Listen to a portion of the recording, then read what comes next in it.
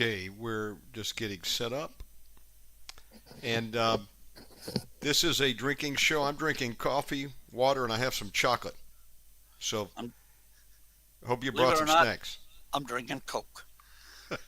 Okay, Coke's good.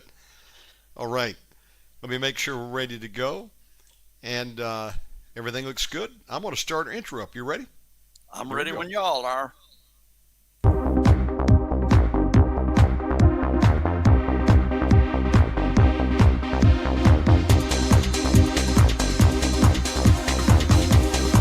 Are you ready? Ready to take a ride? Grab your coffee and strap yourself in because the show is about to begin. From the front lines of America, Babylon, and transmitting worldwide on the internet and satellite, you are listening to Omega Man Radio Network with Shannon Davis. All right, everybody, welcome aboard for our worldwide event. I'm excited to be here today, live with my friend, Harry Cooper. You know him from sharkhunters.com. Harry, guten Tag. Guten Tag. Ich heiße Shannon. Wie heißt du? Wie heißt du was? That's all the German I know. Oh, okay. From Introduction to a Foreign Language back in 8th grade. Oh, boy. Niet bazada tovarich. I do know a curse word, but I won't use that on this program. That's about Probably it. They not. taught me that also. Yeah. You always learn the curse words first, don't you? So my sister-in-law is married to a man from Germany, and they live over in somewhere near Wiesbaden or something like that. Oh, yeah. No, wait, Frankfurt, excuse me. Okay. That's nice, but it's a big city. I grew up in Chicago. I lived in Chicago 40 years. I don't need big cities. I don't want nothing to do with big cities, especially like Chicago. One of the most beautiful cities, fantastic dining, some of the greatest dining you're going to find, culture, museums, but the government has gone to hell. They're just Oh, yeah. nuts. They're all nuts. Anyhow, this is not a political commentary, is it? Let me read. I don't want to go to Chicago, that's for sure. That's like one of Right. the crime capitals of America. Sad but true. And I used to go to visit my son's grave there. I won't Oh, even go there for that. wow. If my brother-in-law Nils is tuning in at some point in time, hello, Nils. I got to Morning, meet him for the Nils. first time a few months ago. And folks, I'm excited to be here. This is a live program. Today is Tuesday, July 8th, 2025. And we also have MixLR running. You can also tune in from OmegaManRadio.com. We're streaming right now on Facebook, Rumble, and YouTube. YouTube, of course, is our main operation, but just want to let you know you got some options. We have a live chat room here on YouTube. So at any time during the program, if you got a comment or question for Harry, I'll be keeping an eye on it, and we'll get that to him. Yeah, Well, sounds good. Harry, I was off air for about 40 days Right. and took a sabbatical, if you will. Had to get my head screwed back on straight and figure out the direction Well, to go for this season. it looks like it's screwed on straight, more or less. I shaved it too. It's growing Yeah, back though. I didn't want to say that. Um, it's kind of funny over here in Indonesia where I live. By the way, yes, I live in Bali, Indonesia. I'm an American, but I've been here now 9 years, man. Hard to believe. I moved out here from Las Vegas and had no plans to leave. I was going to settle in Las Vegas. I lived in Summerlin, beautiful area. But then I met my wife through the show, and I like to travel, so I said, what the heck? I guess I'm going to Bali. So we've been here ever since. And over here, they have scooter taxis. Now, in America, have you ever used Uber? No, Okay, so some people use the Uber tax, my you daughter order does. it She up on your lives. phone. My daughter lives in a big city. She Ubers everything. Okay. Well, very expensive also in America. I went back Yeah. last year and thought it would be cheap, and it was like $50 one way somewhere. I said, what the And heck? that's a short hop. Yeah. Out here in the But country where I live, in hillbilly heaven, $50 will just get you a little ways. If you want to go, uh, everything is 5, 6, 7 miles away from anything else. We have little villages out here, which I love it. It's beautiful. But if you're going to take Uber or taxi, we have an honest to God taxi service here in this oh, I county. remember those. Yeah, this is somebody put a little thing up on top of their car that says taxi, and that is god awful expensive too. So, Oh, yes. One of the advantages of here, though, is it's a cheaper costing of living, and a taxi comes in two forms. You can get a scooter to pick you up, or a regular car. And if you take the scooter, it's $1, and a regular car is about $2 to $3 one way. how So I'm far? not complaining. As far as you need to go. Oh, that's And nice. yeah, about the most I think I've ever paid was like for a car across town. Maybe that was $7, but Yeah. around the area.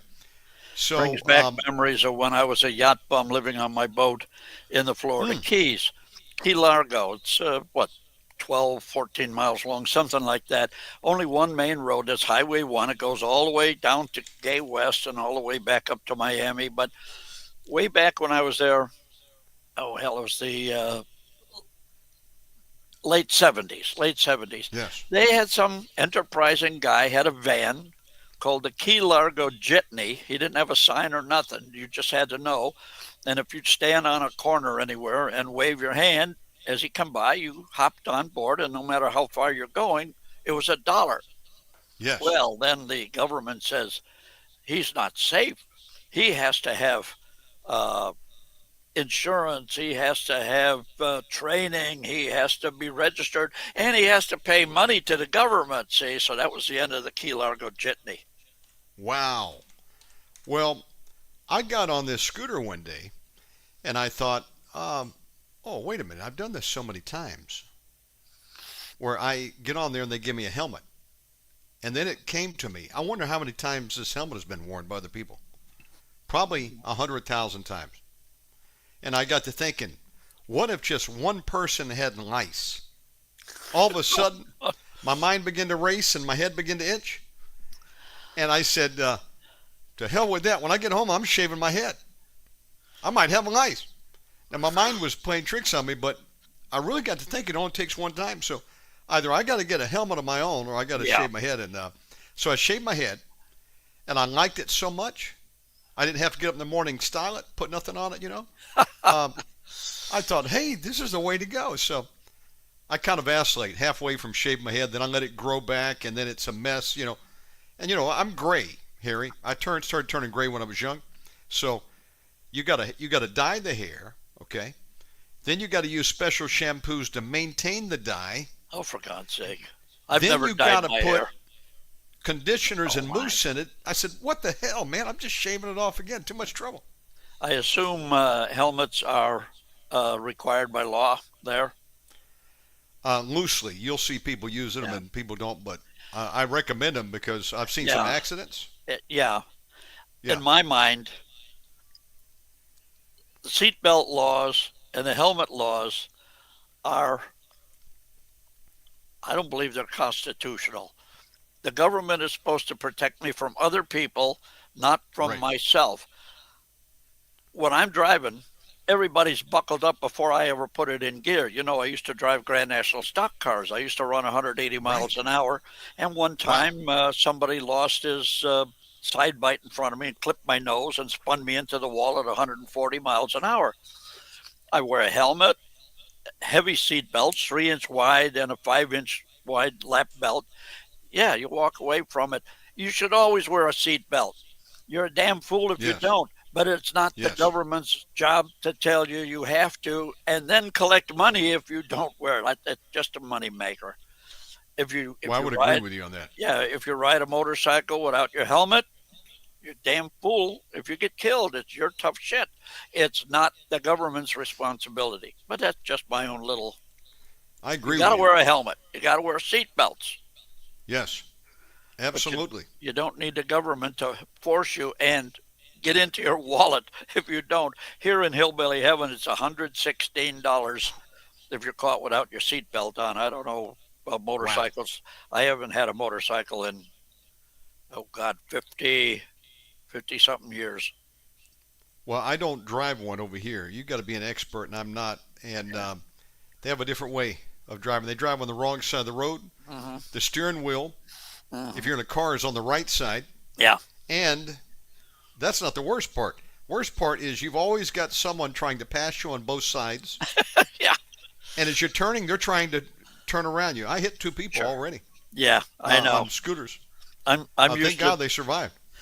I'm used to the roads in Argentina because I go down there a lot. That's where the Oh, Third yeah. Reich had been, and Right. uh, the speed limit signs, traffic signals, the stop signs. Those are merely suggestions, and the line down the middle of the street, that's modern art. And my friend down there, my guide, my translator in Buenos Aires, he said they average 25 people dead every day in the traffic in Buenos Aires. Whoa. It's just insane. It's like you see in It the is. in the Italian movies. People all over. It's the same thing. And I just close my eyes from the airport to the hotel, and I It's a look at the guy's whole, speedometer. This speed limit is 60 kilometers an hour. This guy's doing 120, 130. Wow, just a it's a whole suggestion. different method of driving here. At first I got real nervous. I didn't know if I could drive on the wrong side of the road, Oh yeah, and the right steering wheel. Eventually I yeah. got comfortable with that, but Shifting then, gears with your left hand. oh, well, I won't even try to do a manual here. It's got to be automatic because then you Oh, have to use okay. the opposite foot. But the weird thing is you'll have people, they'll be coming in right out of their lane and hit you, they'll come head on and then they'll swerve to pass somebody. Yeah, yeah, I yeah. mean, it'll make you bite all your fingernails off. I got uh, so frazzled by that. I got to just chill out and just think like I'm a shark and these are feeder fish, Oh, and they're okay. always going to be with me on both sides. And so I just move through the traffic and let them do their thing, and it works out that way. But well, On the flip side, I'm sitting here at my desk where I write all my books. I got 69 books already published, yes, ebooks and audiobooks. I look out my window at the road in front of my house. I've been here for 4 hours. Not one car has gone by my window. A wow, couple guys that's on quiet. bicycles, not one car. It's a This is quiet way out in neighborhood. the woods. Well, folks, we're just warming up, and we're going to get into some real interesting stuff here today. Welcome. This is a live show. Want to give everybody a few minutes to get here, wherever you're tuning in from. Please invite a friend. Hello, Dwight, and tuning in. And we've got Maria from London, England, tuning in. Hi, Um, Dwight and Maria. and we're excited to be here with Harry Cooper. Now, Harry, um, as I mentioned before, I'm going to interact with you on this show, but I want to give you the mic, and I want you to take us anywhere in the history you want. Where do you want to go first today? I don't know. Uh, my number one area of expertise is the German U-boats. I can Yes. say without fear of contradiction, there's nobody in the world that knows this better than I do. I've been doing it more than full time, 12 hours a day for 42 years, and I was so blessed. I got to meet all the great skippers. Otto Kretschmer, I studied him in high school, and later I met him. He and his wife became dear friends of mine. They said I was a member of their family. I had a sleeping room in their house. Erich Top, he's been over here to visit me a couple times. Well, they're all gone now, unfortunately, but I was there at his house dozens of times. Hardigan, the guy who sank the first ship in American waters, I've been to his home several times. He Wow. was so rich and his house was so big, he had to have two addresses, 16 18 on the street he was at.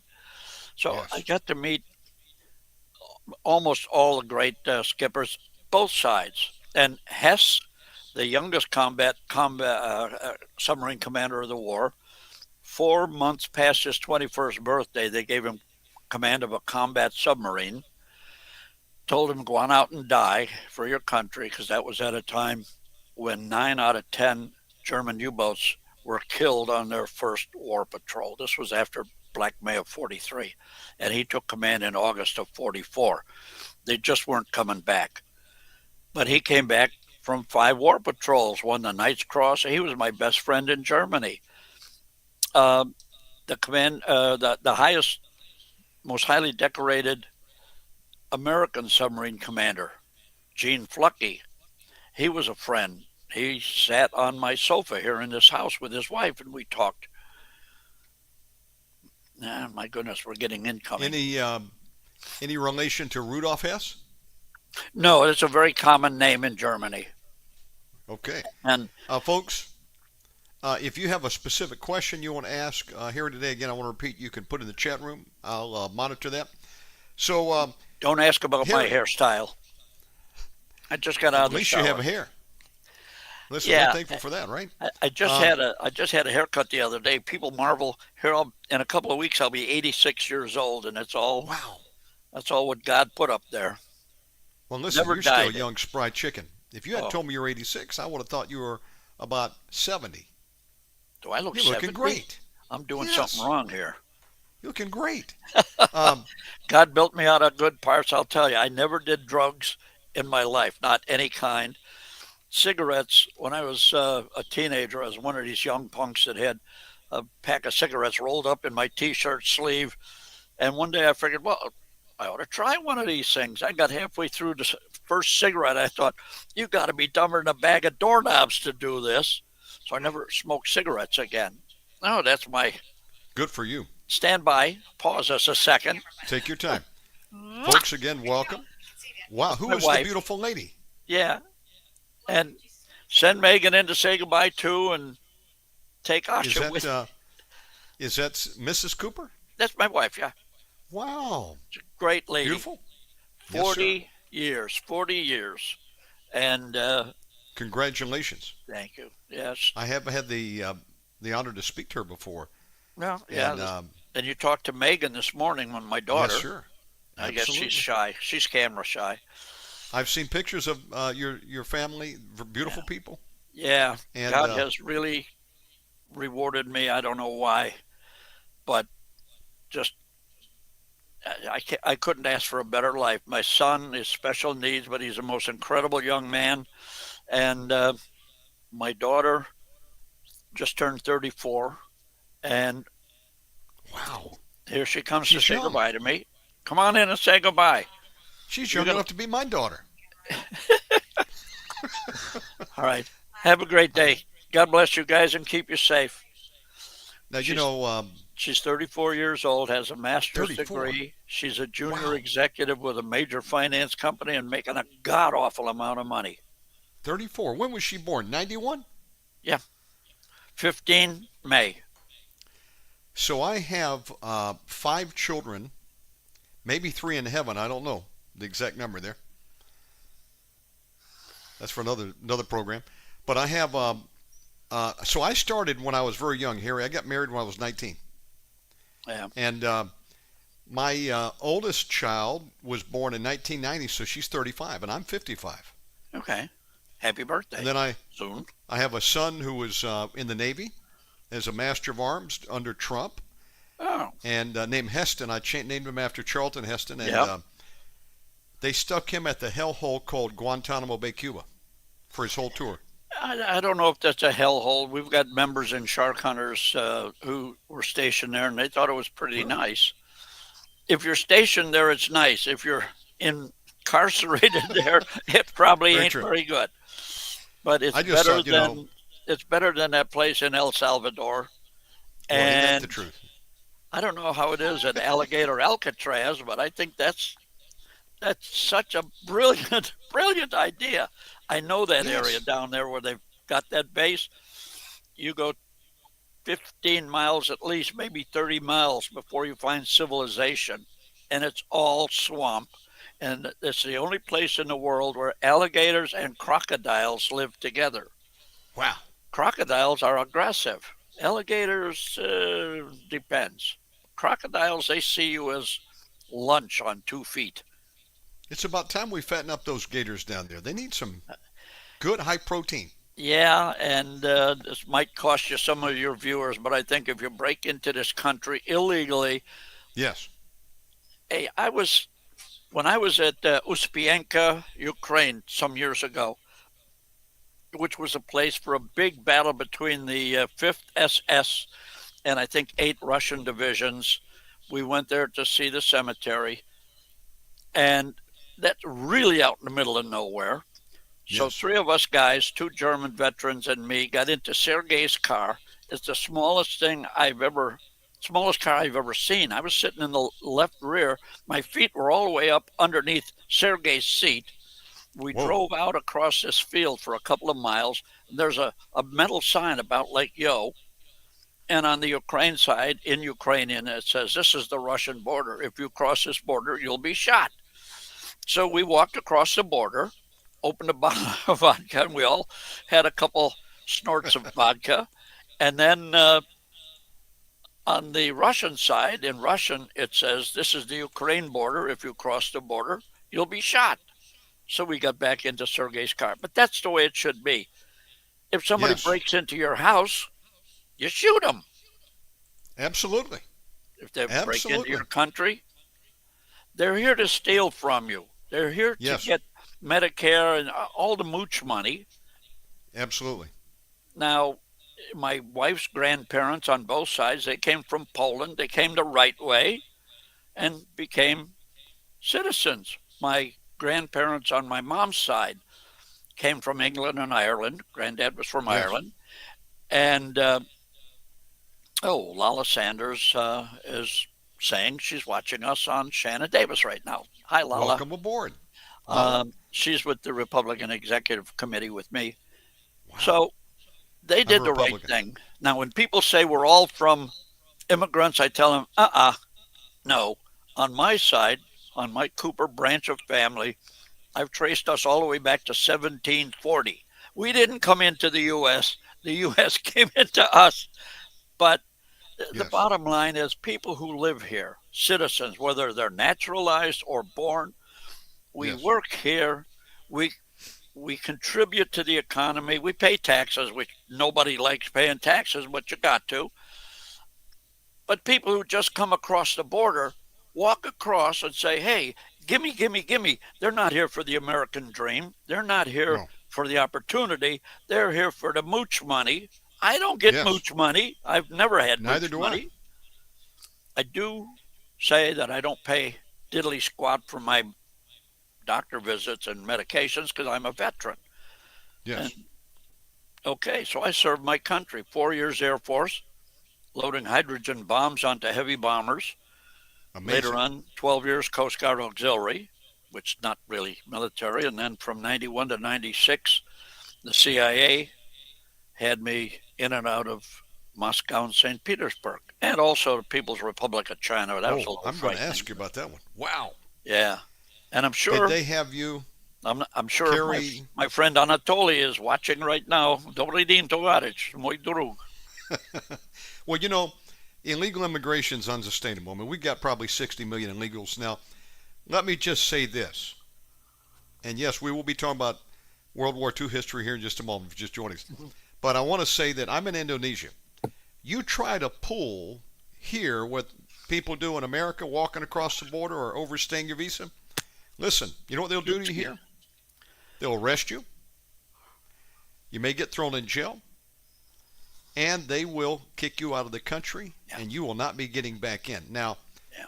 when I came to Indonesia back in 2016, it was the hardest country I ever came to because I was used to living in Costa Rica and Panama. You know, I don't know if I told you, but I lived in Costa Rica for 3 years, Yeah. Panama for 2, Tijuana, Mexico 1 year, and then I even lived a couple months in Cartagena, Colombia. And I would have stayed there longer, but there's a rule that you can only stay 6 months in a calendar year there. And Right. You got to leave. So I went to Panama to try to fix that and couldn't do it. And I looked around and I said, hey, wait a minute. They got a Popeye's chicken here. They use Yep. $1, which is the Balboa. They got modern computer stores. And you can stay 90 days at a time. So in those countries, you could stay 90 days, Yeah. go out for a weekend, come back in. Indonesia's not like that. You come here, they give you a 1 month visa, and then you got to leave the country and then come back in. Or you can get an extension one time and they give you another 3 weeks, but then you got to leave. So Right. figure this, I'm married to an Indonesian.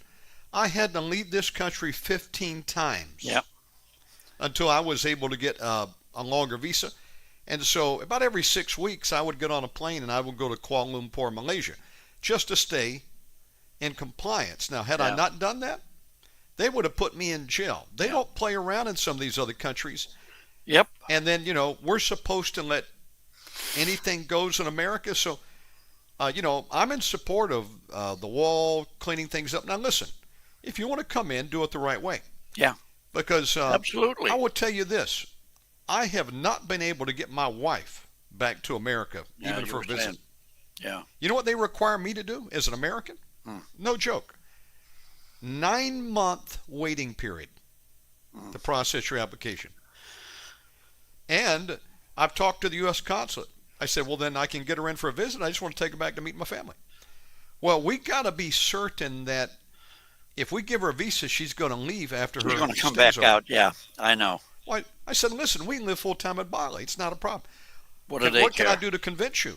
They said, there's nothing. Nothing. No. So what if you don't believe me? Then you don't get the visa, they said, and there's nothing you can do about it. So now that's if they approve it. Then they want you, I can't say much on YouTube because of bloggers, they want you to take about 9 of these things in the arm. Oh, Which, yeah, jeez. I'm not going to do that to my wife, and that's just for a visit. Yeah. So I don't appreciate those that are going over the border illegally. No. When I, as an American, can't even get my wife in for a I visit. have said for the longest time, and of course, I even told my congressman, who I know personally, and I know this is not going to go over well with some of your listeners either, but I said, forget the wall. Save the money. Don't build a wall. Every 100 yards, you put Ma Deuce. And if you're military, you know Ma Deuce means M2, the M2 50 caliber heavy machine gun. Oh, okay. And leave them. If you Yeah. break into a bank, they're going to shoot you. If you break into Well, somebody's yeah. house, they're going to shoot you, and it's a hell of a lot cheaper than that giant I agree. wall. But it's I not agree. as humane. But if you know you're breaking the law, you know Yes. you're taking a chance on getting clipped. Absolutely. I don't I mean, rob we've got to things get tough 'cause- on it. Yeah, I don't rob things because I don't want to. Well, it's wrong, but also you don't rob because you don't want to get shot or Hey, jailed. listen, I've never been we to prison, don't- but I bet I'd hate it. we don't have the resources to support the whole world. I Right. say America first, and then, if you want to come in, go in the legal route because Absolutely. that's what other countries do to us. Yeah. Try it. Anyhow, If you think we're unfair. So we're going to move on to some other subject, but sorry welcome about my aboard. political rants. You That's can okay. always knock that off of your tape. So, I voted for Trump twice, and then the third time I wasn't eligible to vote because I've been over here so long, but I Yeah. supported him. Yeah. But I'm not a happy camper about something before we move on to World War II history. Uh-oh, we're going to have trouble here. I want to know why they're not releasing the Epstein files. What Epstein files? I just got a news blurb the other day saying that Epstein never really kept a file book. Now, Right. let me tell you, and I'm not saying this for positive, but I'm quite certain the President Milei in Argentina is going to release all the Nazi files from down there. Really? That's Yeah, what they said, right? yeah, they've been saying that for months. And I've heard from people in the know down there that they're sanitizing all these files before they release them. Uh-oh. There are people living down there who are descendants. Tens of thousands of people came, Nazis, if you want to use the colloquial, Yes. tens of thousands went down to Argentina. And they had families. Eichmann, for instance, well, it's a joke whenever I hear somebody say he's the author or the architect of the final solution. He was a lieutenant colonel Lieutenant colonels don't have that kind of power. He was in charge of moving people around by train. That was it. But anyhow, Adolf Eichmann. He had Adolf, two sons, right? he And had two worked sons. for Right. Mercedes plant. He worked on the assembly line at Mercedes, which was a 3-hour bus ride from his home out to the plant, 3 hours home. And by the time the Mossad grabbed him, he was well into his 40s, not in military shape. He had ridden the bus 3 hours out, worked the whole day on the assembly line, and 3 hours back home. So he was easy to grab and drug and kidnap. From Argentina, right?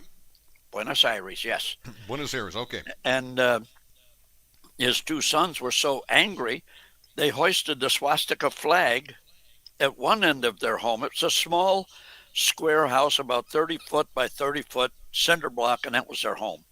The Argentine flag on one end and the swastika flag on the other. And the one son, I've got pictures of him, he's wearing the swastika armband. This was in 1960, I think it was. It was easy to grab him then because Juan Perón was out of power.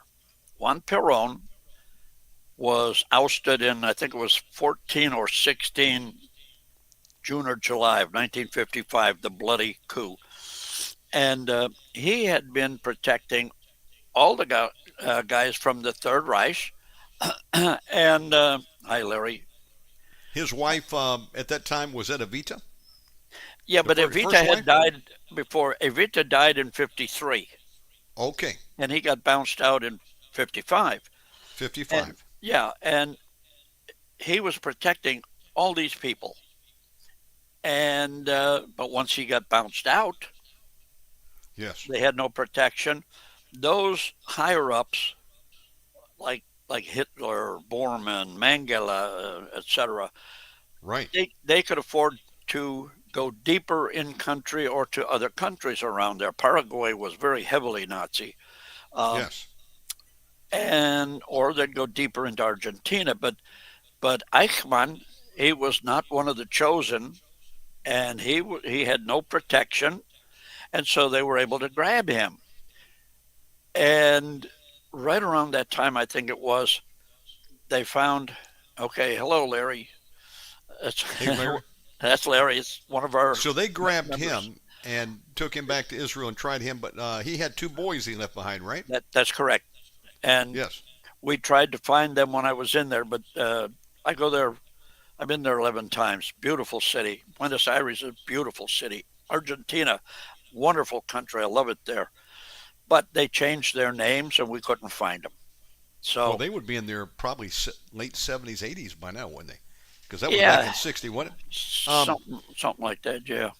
so let me get some people up to speed here. So um, the president, again, what was his name from Argentina that left in 55?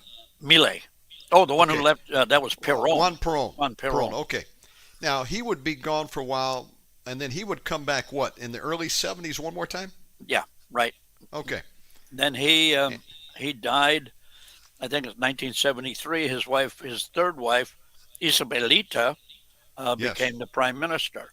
And we have a picture of Isabelita doing this salute Right. in 1974. And you got to wonder, what's going on? Why is she making the right arm salute, which Yeah. is Very erroneously called the Nazi salute? It's really the Roman salute. When two men would meet each other, they'd raise their hand like this to show there's no weapon in the hand. And it was the Now- forerunner of the handshake. Okay, so running concurrently with that, with Perón in Argentina, if you go to Paraguay, the leader over there, what was his name? Stroessner, That's it. He Stroessner. was- Now, Bavarian born. he provided a safe haven for the Germans, correct? Yep. Yep. And I think he was in power, if my memory served me, to like maybe the 90s. Yeah, a Something like long that. time. And his Long son time. his son is in the government there, but not at the top. He's a senator, I believe. So when Perón left in 55, correct me if I get my dates wrong, but around 55, Mhm. So the Germans that needed to leave because they didn't have the protection in Argentina and Right. went to Paraguay. Who would have been some of the notable people? Probably uh, Gestapo Mueller was over there. Yeah, we were Um, with my friend Lawrence. Lawrence with L A yes, U R. That's a lady. We went to one of the houses that Mueller had was Mueller's house until he died yes. in I think it was the year 2000. Um, Amazing. and 2000. yeah, we took a bus, a lot like the one you see in *Romancing the Stone*, an old beat up bus with a bunch of raggedy people on board. We didn't have the chickens and pigs we had to kick out of the way, but we come to this wide spot in the road with a grocery store and I think a bar, I'm not sure, and talked to somebody there to arrange a taxi. Oh, yeah, we have a taxi. It was his brother in law came and got us, drove us out to this home, talked to the people, and she passed me off as Mueller's nephew. And I don't know what was said because it was all in Spanish. I don't understand Spanish word diddly squat. You were And Harry Mueller. yeah, whatever. And so I did say something in English, and I said, "Oh, he sounds just like Herr Mueller." So we said, Wow. "Well, where's the house where Mueller lived? We must go there." And they said, "Right next door. It's right next door. Big fence, Amazing. locked gate. No Passar is the sign. No Passar, which we know translate means Harry's welcome here. Welcome. The same as Ein Gang Verboten." Please I come in. hardly even got to the fence. Boom, Lawrence was over the fence like a gazelle. So Whoa. we just took a bunch of photos. The house at that time was still sealed. Lawrence Could was you trying see to, through the windows? yes. And it was just What did it look like? a regular, but it was middle of the night by the time we got there. Oh, okay. And Okay. there were many fruit trees and large round depressed areas in the ground, depressed about 6 inches, maybe 3, 4 feet across. And she said this was where the beehives were because for whatever reason those guys had beehives. Yes. And so Mueller was there. Um, Mangala. We went to a place in Paraguay. Yes. The town had a German name, Hohenau. Hohenau? Hohenau, Yes. yeah. Yes. And we had lunch at the Edelweiss restaurant, and we tracked down this nice little old lady who had been there for about 500 years, I think. She was kind of old. She was in charge of the town museum. And she asked why we were there. And I don't speak Spanish, but I get along fine with my German down there. So I told her that we were tracking um, Mangala. Yes. And she got all scoury. I didn't like him. He saved many people's lives, but I didn't like him. Oh, okay. So, and then I told her I wrote a book, Hitler in Argentina, and I showed her a picture of the book cover. She got all smiley. She says, "Ah, der Fuhrer, I met him. What a wonderful man." So, okay, fine. Wow. She met him. Oh, yeah, yeah, yeah, yeah. So then we found a place down there, a resort built, I think, back in the 1920s or so. Yes. Beautiful place, all made out of brick, called the Tyrolean Inn, the Tyrol Inn, in the Okay. middle of Paraguay. Who the hell named something Tyrol? But they did. Right. So it's about 3 stories, but not 3 stories, one on top of the other. There's a long, low row here, and then you go down maybe 20 feet. Then there's another big building, and you go down 20 more feet, etc. Beautiful place in Mother Jungle, surrounded on 3 sides by jungle. And I met another nice lady in there, another old lady. I love these old ladies because they got history. Yes. And she showed me Mengele's room. We've got pictures of it, which I Whoa. put on my website. Dr. Mingala. Dr. Mangala, Yes. the one with the gap in his teeth. And Right. room 26, when Mangala was by himself. room 28 when he had people with him, which I assume would be bodyguards. 3 single beds, 1 double bed, and right after the Eichmann affair, I'm guessing the Mossad had a flush of victory with Eichmann. So there were 5 or 6 Mossad guys coming through the front gate as the owner of the Tyrol Inn was shoving Mengele out the window in his underwear Wow. into the jungle. And these Mossad guys didn't catch Mengele, and it's reported that they had their throats slashed and dumped in the jungle. Do you think he had bodyguards supplied by Der Spinner? Die Is that the right Spinner, organization? Der Die Spinner? Spinner, that's part of Odessa. Or Odessa, yeah. Yeah.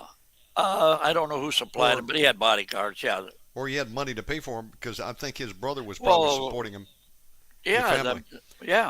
the So, Mengele family is still prominent in Germany, very, very wealthy, and he was a doctor, so he obviously had some money, and they were sending more money his way, yes, and in Paraguay. So, yeah, um, there's a rumor that um, he had, officially, they said he had a heart attack at the beach, yeah, I think in Brazil.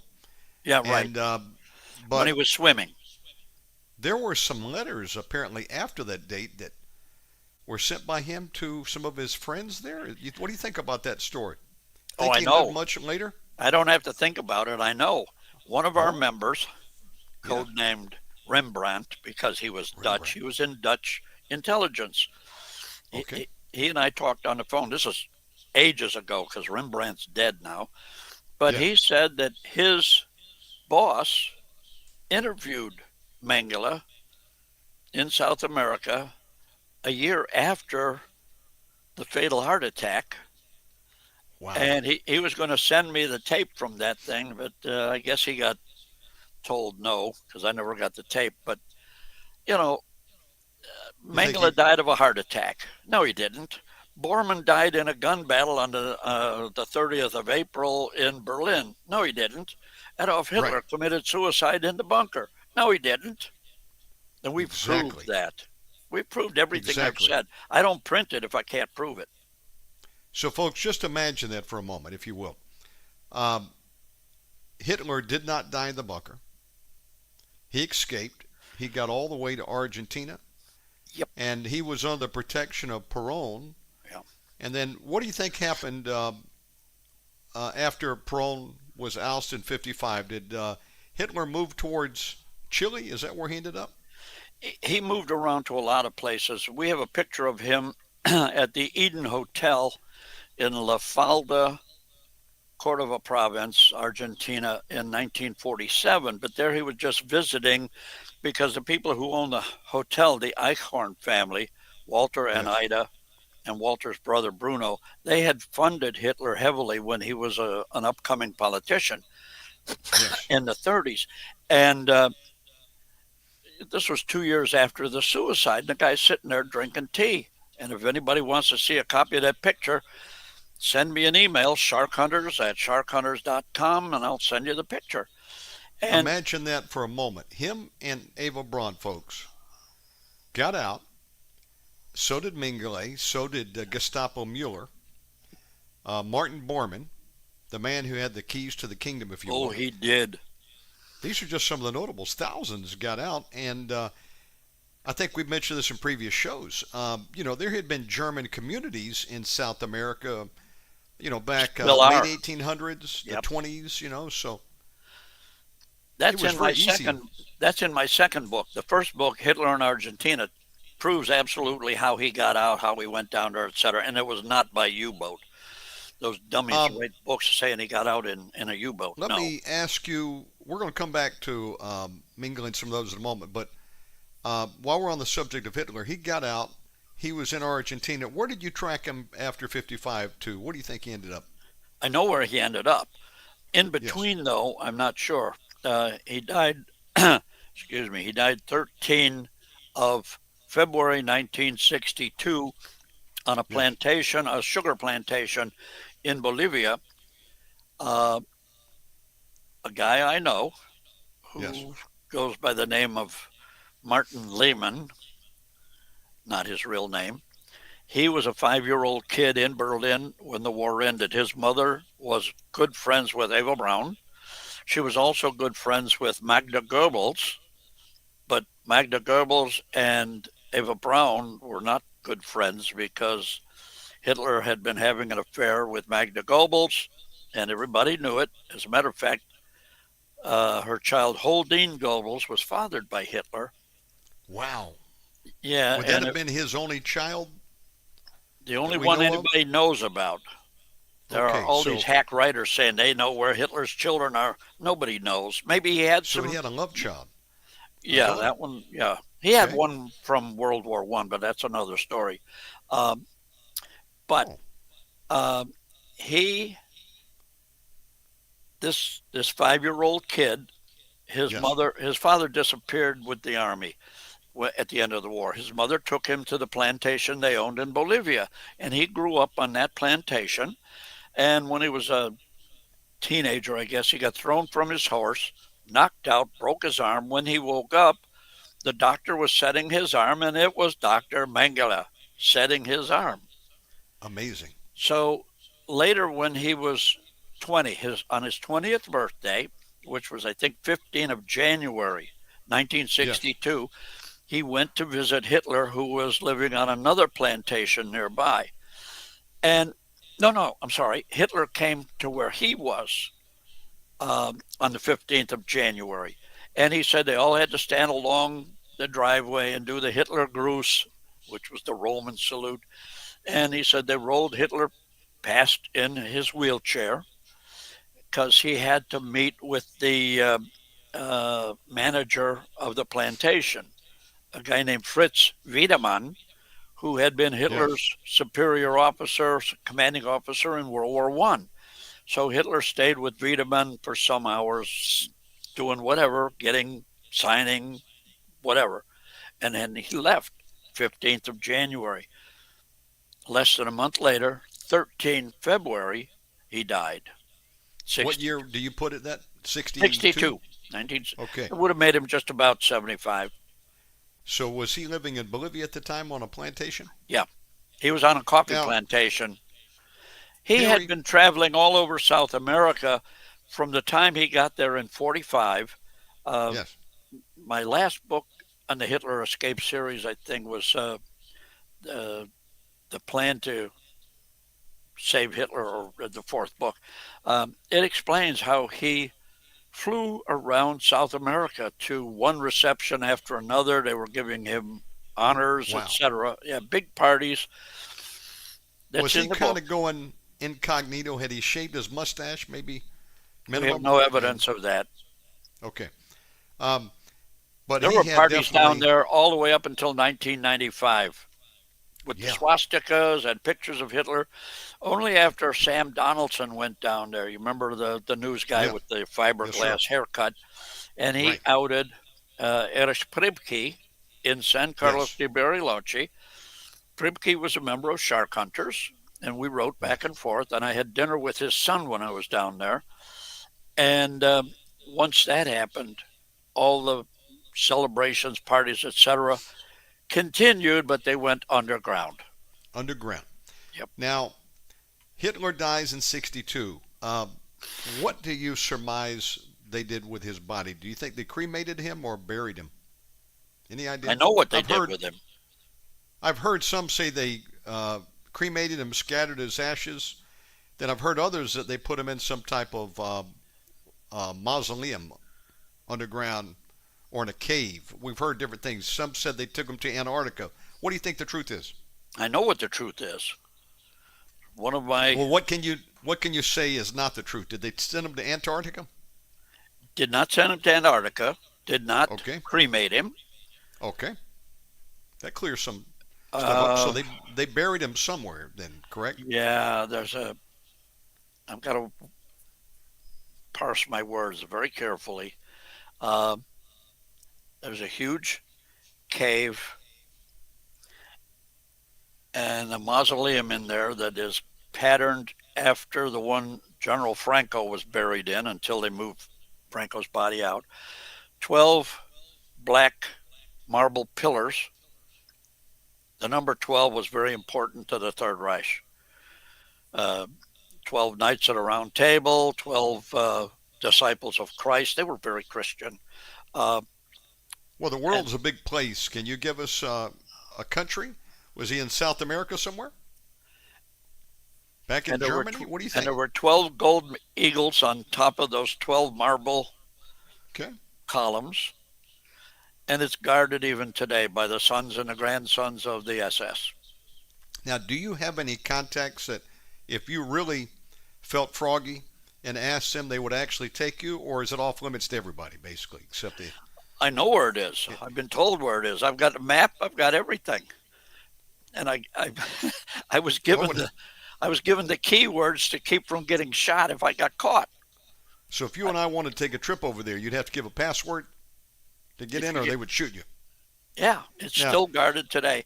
We had reports, this was years ago, of mountain climbers got too close to there, and I got the report back saying they were they shark hunters? I said, hell no, they're none of our people. I never told anybody where it was. And I was told, that's okay, they won't be here tomorrow. And I got a report the next day and said the problem has been resolved. Well, let me ask you this. Did they take him back to Germany? Is he back in Germany? You can ask all you want. That's as far as I'm going with it. But if he's not in Germany, then it could be anywhere in the world. I just was curious. No, he's not anywhere in the world. He's not in Antarctica. I'll give you that. He's not in Antarctica. He's that's not amazing. Buried under a church floor in Paraguay either, like some dummy down there. Now, there was another theory that he's, in the 70s, there was some special burial in a mausoleum underneath a hotel somewhere in, Paraguay. Yeah, Asuncion, Paraguay. That's Asuncion. not accurate. Okay, that's bogus. Accurate. So, was there doppelgangers for Hitler? Who was the guy that's got the little mustache that you see in a shallow grave? There were several. There were a couple of them there. One was his cousin, Joseph Silip, who was 2 inches shorter than Hitler, but they gave him lifts in his shoes. He came from the same section of Austria as Hitler did, so he spoke with the same dialect. And they found him in the middle of 1944, trained him to be exactly like Hitler. He was one of them. There was another one. Last name was, I think you pronounce it, Willer, Wiler. And then we read the reports, the fictionalized reports, that Hitler shot himself in the right temple. Okay. Well, then you see the picture of dead Hitler, and he's got a bullet hole right in his forehead. Well, the forehead ain't the right temple. And I was that poor guy. Yeah, I was a. Could you imagine being his cousin? Hey, honey, they asked me to come down to the bunker today. I'll be back for dinner. Keep me a plate. Yeah, don't keep the plate warm. But anyhow, I was a weapons specialist in the military, and there's no way you can turn a pistol around to shoot yourself in the forehead. So it had to be a ways out, and there were no powder burns. So just a couple of months ago, a fellow I know here, 32 year with the Tampa Police Department as a homicide detective. So I showed him the picture. I said, there's no powder burns. How far would you have to be? He said, look close at the jagged edges. He said, that's an exit wound. This guy's been shot in the back of the head. Man. And that's in one of the chapters on my newest book that just released 2 days ago. What is the name of the book the most recent one you've got? Hidden Secrets of World War II, Volume 12. And it goes into... You got a copy of it with you? You can show up on the screen? No, it was just released 2 days ago. Oh, okay. So, but the last chapter in it goes into how many Hitlers. We know he had at least 6 doppelgangers. Yes. And there was a reflective pool there at the Chancellery, which had water in it for firefighting if necessary. And that's where they found a lot of different bodies, people committing suicide and they Right. dump in their bodies. They found one or two of Hitler's doubles in there. One that uh, the Soviets dragged out of there and posed his body next to a blown up Reich eagle laying on the ground, and we've got pictures of it.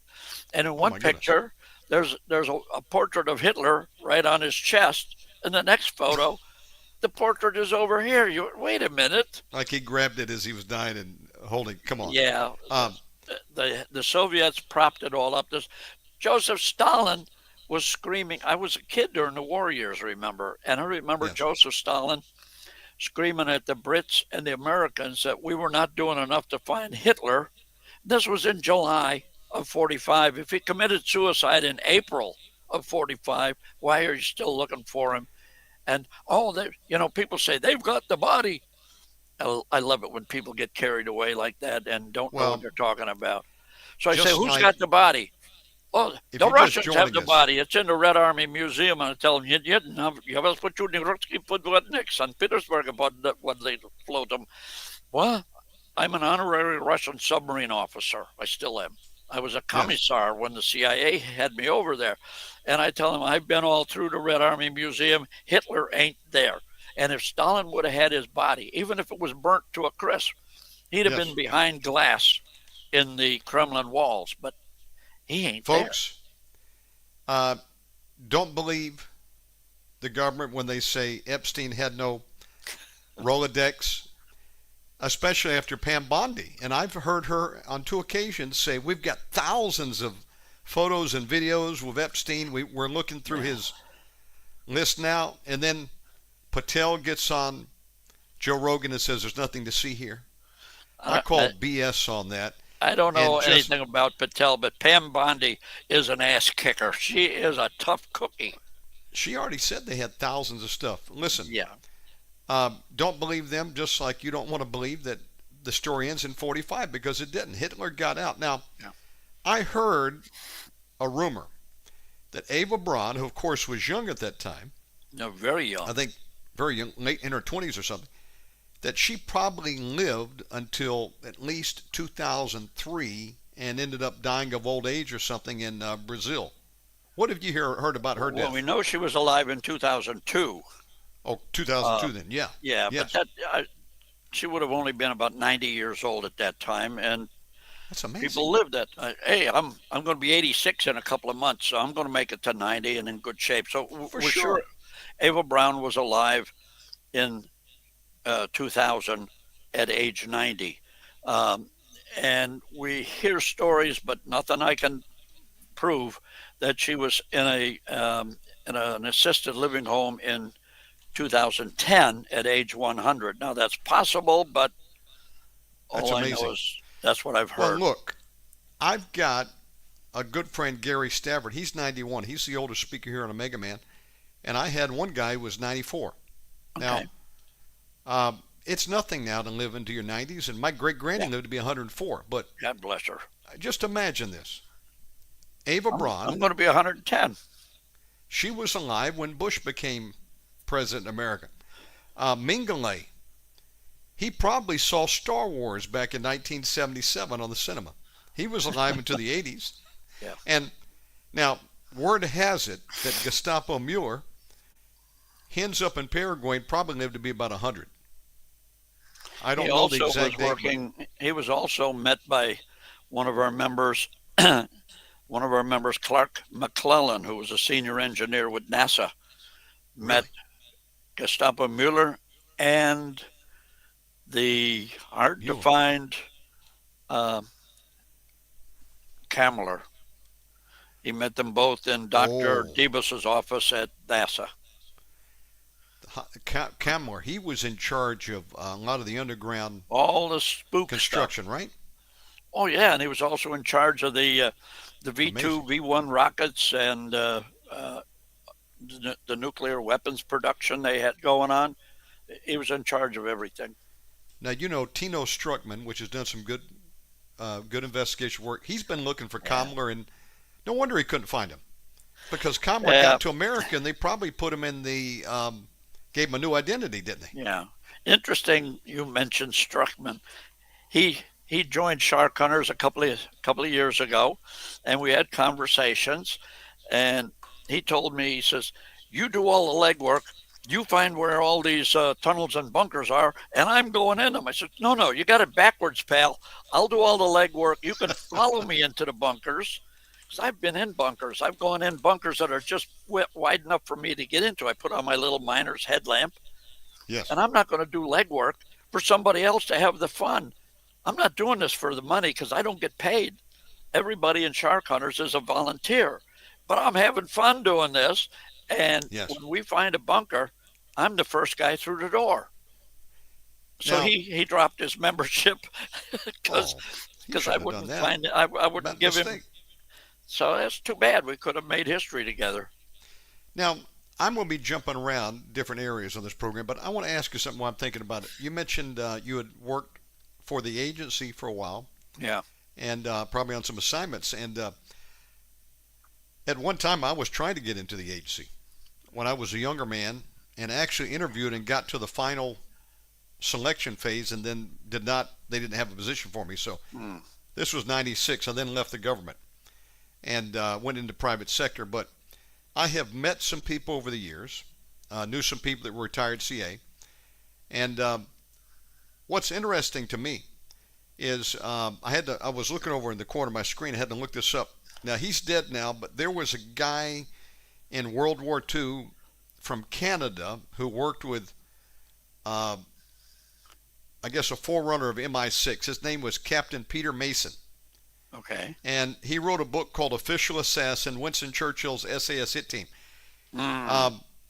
I think he's known for the Fairburn knife or something like that. He created one of these daggers, Something like and he that. was part of a hit team. They would, the UK sent him to look for certain high-ranking Hmm. German military, and then the guy kind of disappeared, and I tracked him down a few years ago when he was still alive. And I'd heard sightings of him in Canada, and I let my computer skills go to work for me, and I find the guy and got his phone number, and I called the guy, Captain Peter Mason. And the reason I'm mentioning him is I had a short conversation with him, and I said, "Hey, your first book, I want to buy it, but it's like $600. It's out of print." Jeez. And there's like, you can get it for $600 on eBay. There's like one or two copies. And he said, "Yeah, what happened is I kind of wrote a biography of what I did, and then the British government, they came down on him hard, Yeah. and they wouldn't let him reprint it, and they confiscated what copies were out there." And Yeah. I said, "Well, was there a follow-up to it?" And he said, "Well, yeah, I've got a manuscript." And I said, "You do?" And he said, "Yeah, I'm looking for a publisher." And so when I was on the phone, he had a wife who was also in the service, worked for, I guess, MI5 or whatever, the OSS. What is that group over there called? Not OSS, but Yeah, MI5 is like the MI5. FBI. MI6 is like the CIA. Yes. And Similar. her name was codename Zoe. And he said to me, she worked up until about the 80s, and they sent her over as a spy to Russia, and she would go under different coverage. One time I think she said she was working for Pravda, and they hooked her up with a camera to go take pictures, like a tourist would. But this camera wasn't any normal camera. It had some kind of radiation detector built into it. So if you could point it at a building, it could detect if there was any, I guess, nuclear weapons or something, signature given off in it, and they would develop it when she got back. And she was given an assignment to film different locations, Yeah. so it could detect if they had, munitions here, I guess, or they were making stuff. Now, I thought that was an interesting story. Now, I have a friend who died a few years ago. He was in the U.S. military, and he told me a similar story. He had been sent to Russia with a camera that had some radiation detection gear. Oh. So I've heard this story twice. Someone asked you worked with the agency for a while. Did they send you off to take any pictures with a Yeah. special camera? No, not a special camera, but unlike you, I didn't apply or anything. One day, Yeah. my phone rang, and yeah, hello. Hi, my name is Tony Santiago. I'm the station chief here in Orlando for the Central Intelligence Agency. I'd like to have lunch with you. Really? Okay. So we set a time. He was coming to the house, and my wife's proper little Catholic girl, scared stiff of authority. And so I said the first thing he's going to do when he gets here is ask for the bathroom. He got here, showed me his credentials. Can I use the bathroom, please? So down the hall.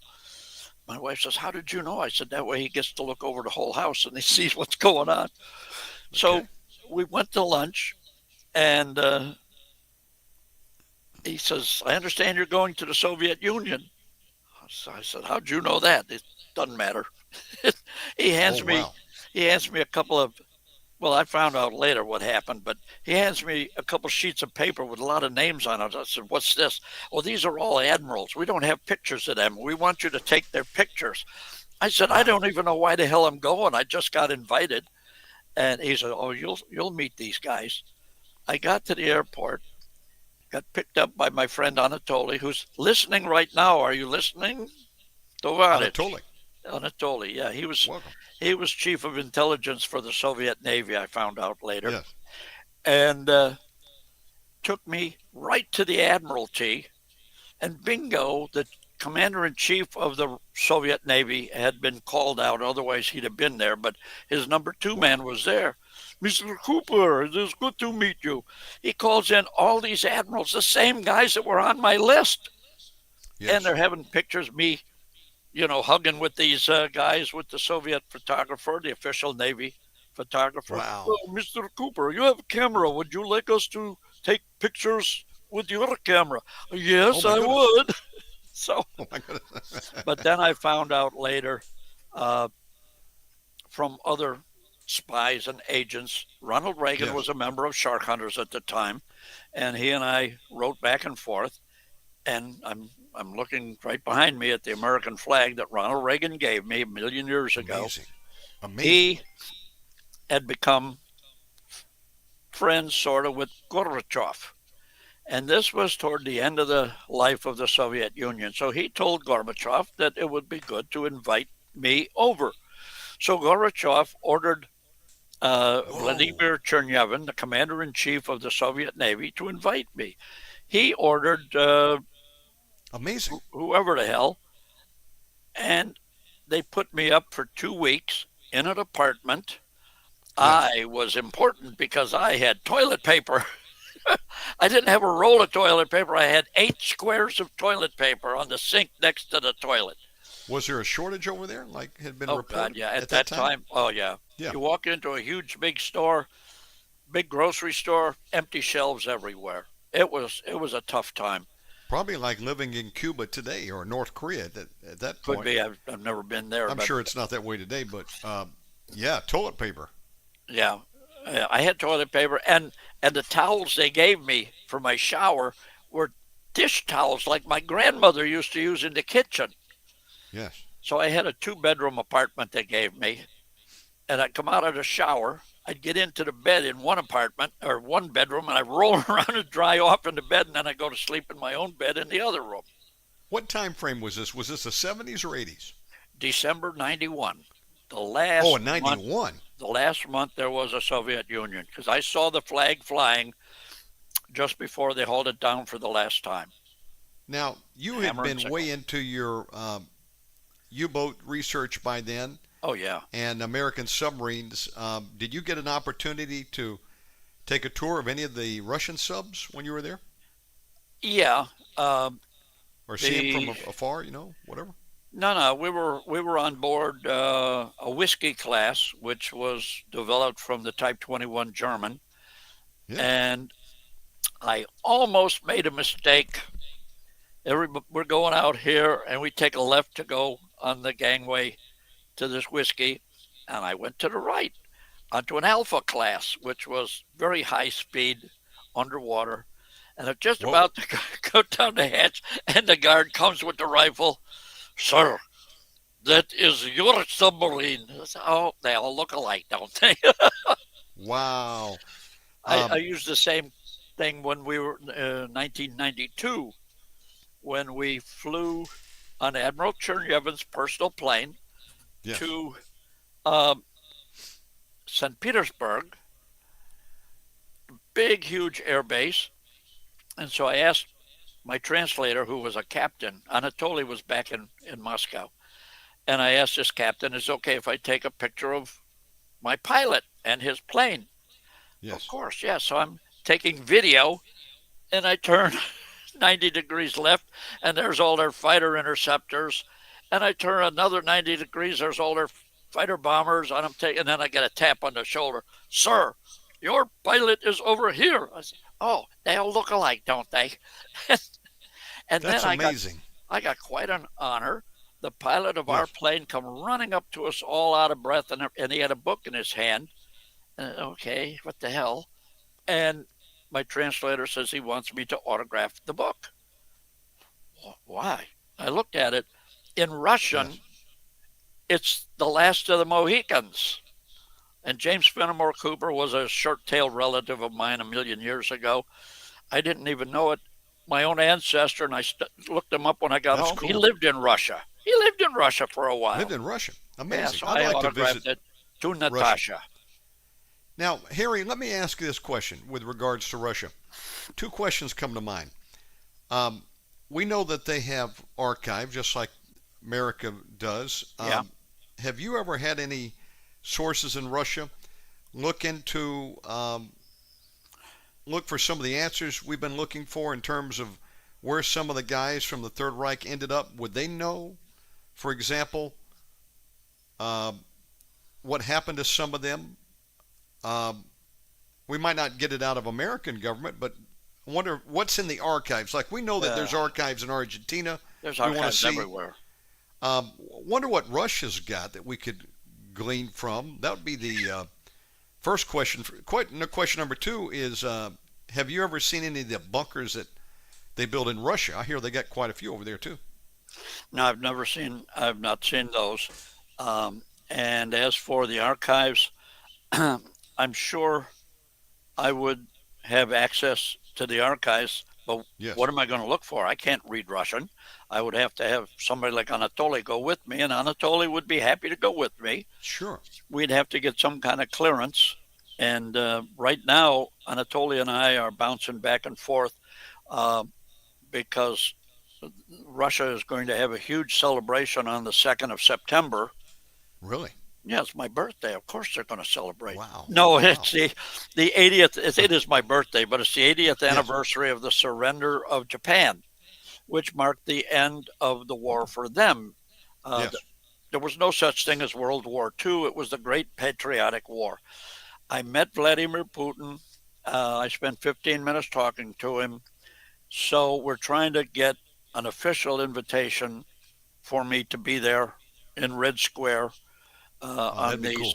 Yeah, it would be, but it ain't easy. The American embassy over there is saying, forget it, go away. Well, heck, So, Tucker Carlson got in over there. They ought to let you go over there. Um, yeah, he never met um, Putin. I did.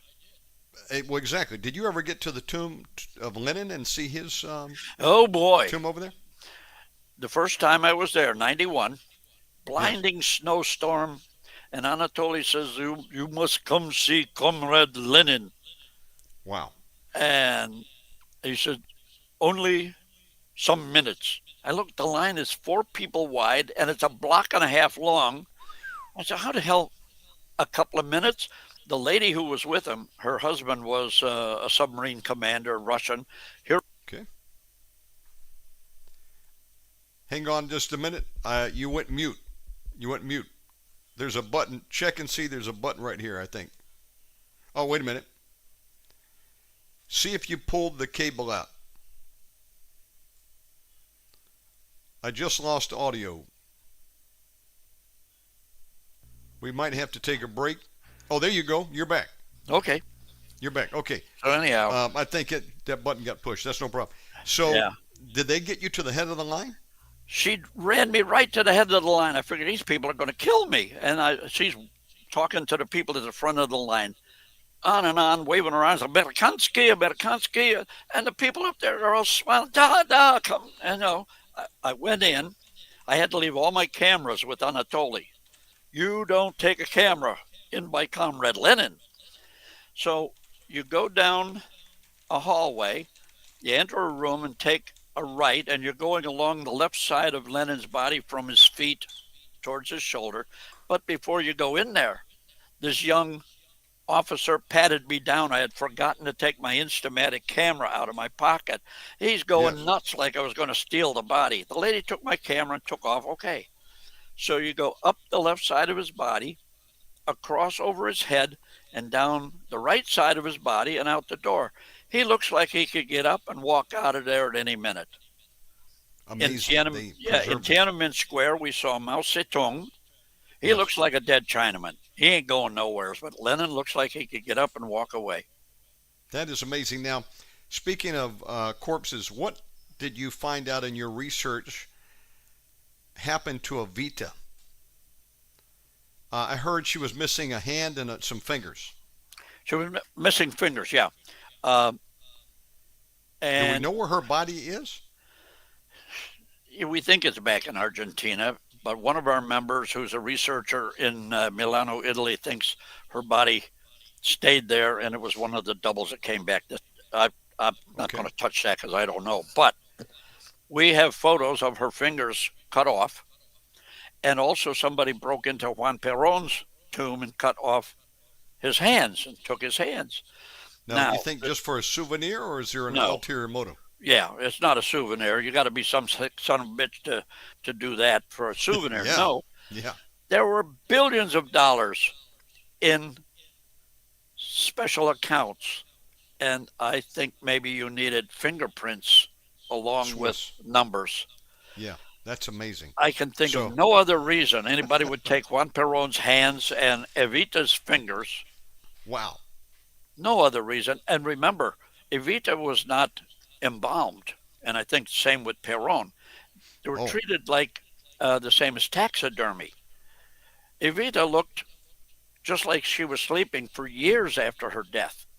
And did I she was die in of the cancer? little, huh? I think she was it cancer Yeah, that took her cervical out? cancer. She died pretty badly, Oh, yeah. and she refused help. And towards the end of her life, Perón wasn't having anything to do with her. He referred to her as a bag of bones. Okay. And who was her boyfriend at the time? The greatest Oh, commando of all, Otto Skorzeny. okay. I'm glad you mentioned his name because we were talking about earlier. If you're just joining us, we're live with Harry Cooper, Walking History, Walking Encyclopedia, World War II, especially the Third Reich, I'm darn near out of my uh, drink. and if we need to take a break in time to get a refill, let me know. We'll take a break. Okay, whenever you get to a comfortable spot break, I'm going to go refill my cup. Okay. I'm going to ask you this one question on Otto, and then we'll take a break. Sure. So Otto Skorzeny, he was like a super commando, wasn't he? Oh, he was just incredible. He did many special missions for Hitler and was successful, pulled them off. One of them is he liberated Mussolini, who had been Yep. captured and was being kept in some kind of castle. Yep. Okay. Um, he ended his service a very wealthy man, I heard, and supposedly he retired over to, I don't know where it was, Spain maybe, Portugal, something like that. I think it was Spain. Could be. And they had a very public funeral for him, and a lot of people showed up. And I think this was the late 80s, early 90s, something like that. What do you know about his death? Yeah, no, all I know is that he was not a wanted war criminal. Right. He was best buddies with Juan Perón. He was one of Perón's unofficial bodyguards, and then he was also Evita's escort during her rainbow tour in Europe, Okay. meeting all the heads of Europe after the war was over, 1947. But she was also quietly moving money out of accounts controlled by Martin Bormann into accounts controlled by Juan Perón, which Oh, yes. which pissed off Bormann somewhat. So do you think that part of the deal where Perón would give protection for Martin Bormann is he had to surrender some of the money that he had control of? Some, yeah, a ton of it. A ton of it. Or Bormann, maybe she yeah, took it? Bormann was the spigot, and Okay. Perón was just with his hands out. We've got pictures. That's my second book on the Hitler escape, Hitler and the Secret Alliance. We photograph the homes where these guys were living. We also have photos of them during the day, and then photos I took. Bormann had a very high buck expensive home in Buenos Aires, and his backyard was backyard with Juan Perón. Oh, wow. There's so Now, much in these books that not in your history book. Bormann, Martin Bormann. We'll talk about him again later. But Otto Skorzeny, there's a rumor that even he worked with the CIA and spent some time in Florida at one point in time. There's rumors everywhere. Also rumors he worked for the Brits, and I have found no foundation whatsoever. If it happened, I don't know about it.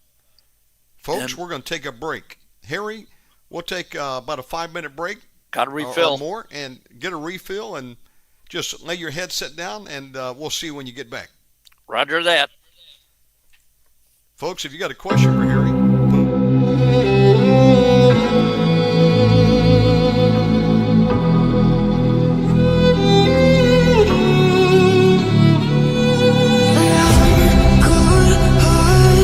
but I'm just getting started. My eyes on the target. No, no.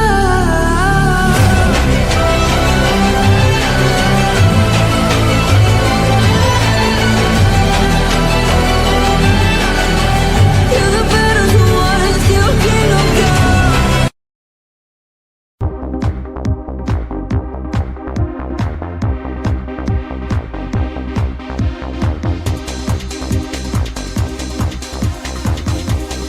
Are you ready? Ready to take a ride? Grab your coffee and strap yourself in, because the show is about to begin. From the front lines of America, Babylon, and transmitting worldwide on the internet and satellite, you are listening to Omega Man Radio Network with Shannon Davis.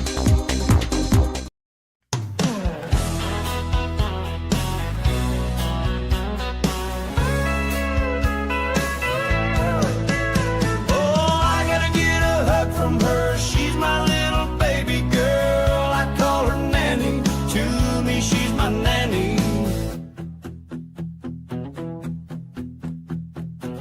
Our baby girl was on the way. I will never forget that day. I had went to the Lord to pray.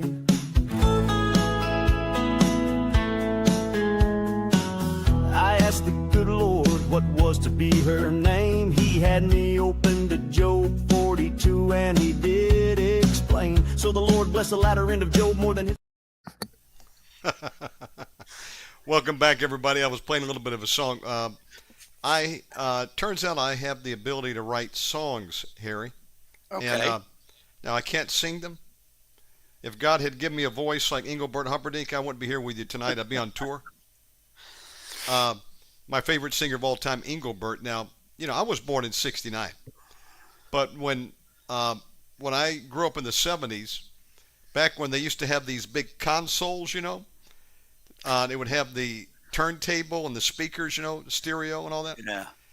I would open this thing up in the living room, and I would find boy. all these Tom Jones and Engelbert Humperdinck records and Elvis. So that's all I listened to growing up, and he's got the greatest voice of all time. So if I could sing like anybody, it'd be Engelbert. And Here's a trivia question. Where did he get Yeah. his name? That's not his real name. oh, that's right, he had another name. I forgot what it Where did was. he get the name Engelbert Humperdinck? I don't remember. Engelbert Humperdinck was the grandfather of the wife of Captain Helmut Witte, Knight's Cross holder, and the real Engelbert Humperdinck, this lady's grandfather, wrote the opera Hansel and Gretel. Wow, I never knew that. I didn't That's either pretty until cool. I spent a day in the house with Captain Vitta and his wife. Oh my goodness! Listen, you have got to meet people that were there in World War II. Now, Yeah. there used to be a shark hunter that was alive who was actually on a U-boat back during the war. Dozens of them. Amazing.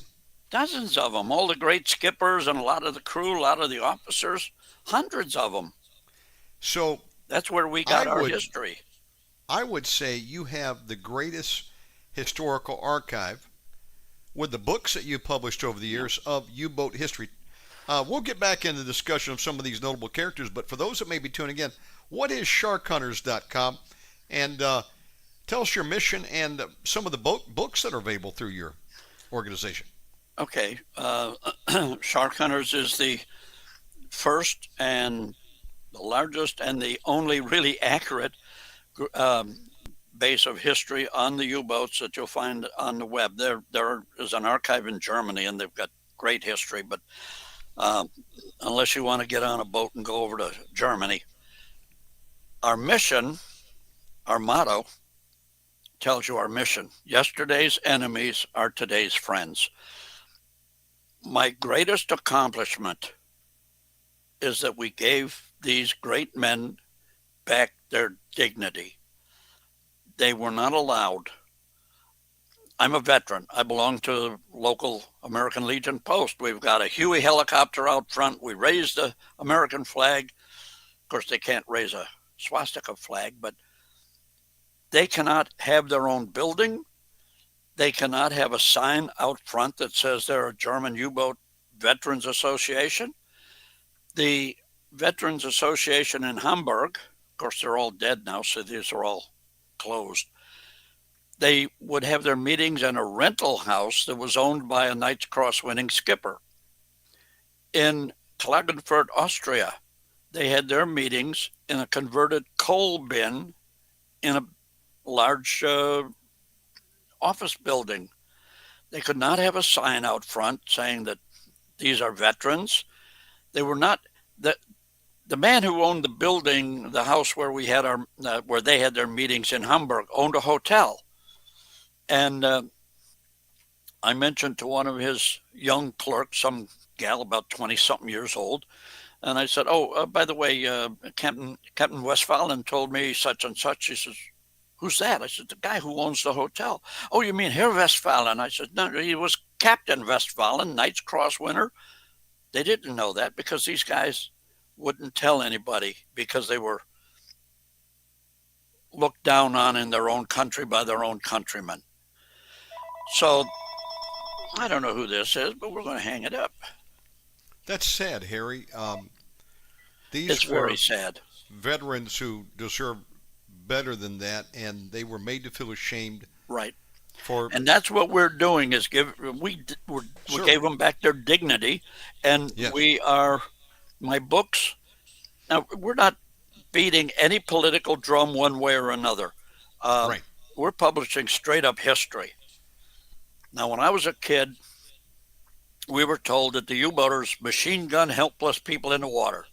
Well, it makes for great propaganda. You got to hate your enemy, otherwise you can't kill your enemy. Sure. And as it turned out, it never happened. They would, prior to the Lusitania incident, they would help the guys in the water if they could.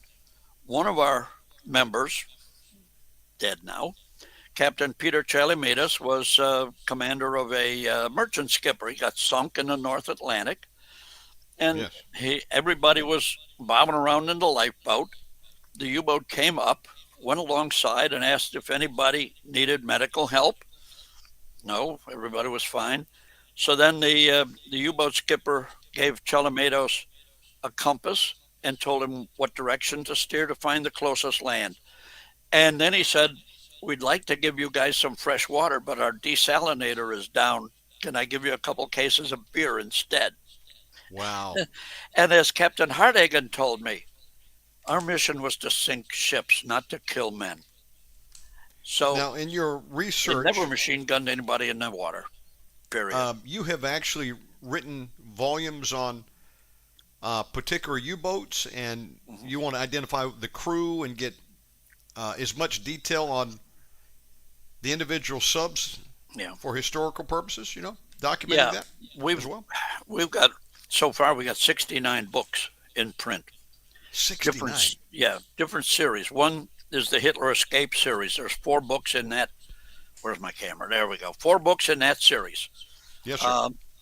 Then there's one called just plain U-boat.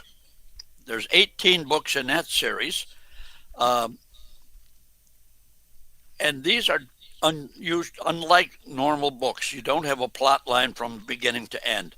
Each chapter is a separate, standalone story of a different veteran, mostly German U-boaters, but also some of the guys that had combat with them. Individual personal stories. You can't get better history than that.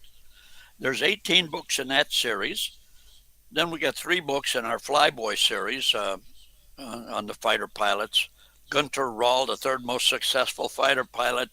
I spent a day with him in his home. What a fun guy. Spoke perfect English. Gave us a lot of information. Then we've got a series on World War II U-boat war. And Okay. just go to sharkhunters.com and click on shop, and you'll see all the books we have.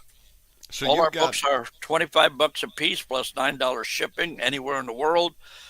And we guarantee you're going to love our book, or we'll give you back your Yes. money. We've sold about 55,000 books already. You know how many you've have got come back? museum. How many? Not one 0. book. Not one book. Harry, you've got museum grade history. Yeah.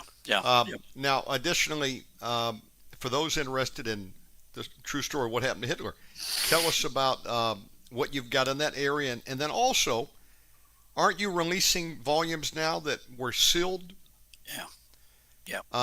By agreement for Yep. decades until the death of particular individuals, and then you're allowed to release some of the archives. Tell us about that too. So, what do you got on hunting Hitler, if you will? On the hunting Hitler, don't use that term. That was one of the TV farces. That's right. Hunting Hitler. So, Jeez. searching for Hitler, the true story, Yeah. if you will. We What do you broke got the on that? story first. Our book was the first one, Hitler in Argentina. And the subtitle, thanks to Jeff Rentz, was The Documented Proof of Hitler's Escape. Proof, Yes. not my theory, not some fairy tale, hard proof. Eyewitness views, eyewitnesses who saw him, eyewitness who worked for him, and about a dozen or maybe 24 FBI reports are in the book. They knew where he was. They knew he got Right. away. So this business of popping himself in the bunker, it's just not true. Not true at all. Folks, if you believe that, then you're going to also believe that Jeffrey Epstein was over there running a humanitarian organization from that island and had an orphanage. An orphanage, He right? was running an orphanage. Nothing to see here. Yeah. I mean, what a farce. I heard that some number, we've only been told 15% of true history. The rest they've classified, and we're not considered to have a need to know. I say BS on that. It's easier Now, to you've control the population if they don't know the truth. If they only Yes. believe the pablum that the sheeple are being fed, then they're easy to control. It makes me angry. Yeah, Listen, it should. we're looking for the truth. The Bible says the truth will set us free. Yep. Yes, we can handle the truth. Yes, we can. So you have blown the cover on what has happened with many of these notable figures. Now, tell us about some of the secrets that had a timestamp on them that are just now being able to be released by some of the spooks that have been shark hunters over the years. Yeah. What do you call that series? That's Hidden Secrets of World War II. We're up to 12 Okay. now. And again, Wow. your best bet, and I'm doing a little 5-minute long videos explaining Okay. what's in each of these books, which I'm posting. Anybody can great. send me an email, sharkhunters@sharkhunters.com, and I'll send you that, no charge. What is the most recent book in the Secret series, and can you give us some of the highlights of what may be in the most recent volume?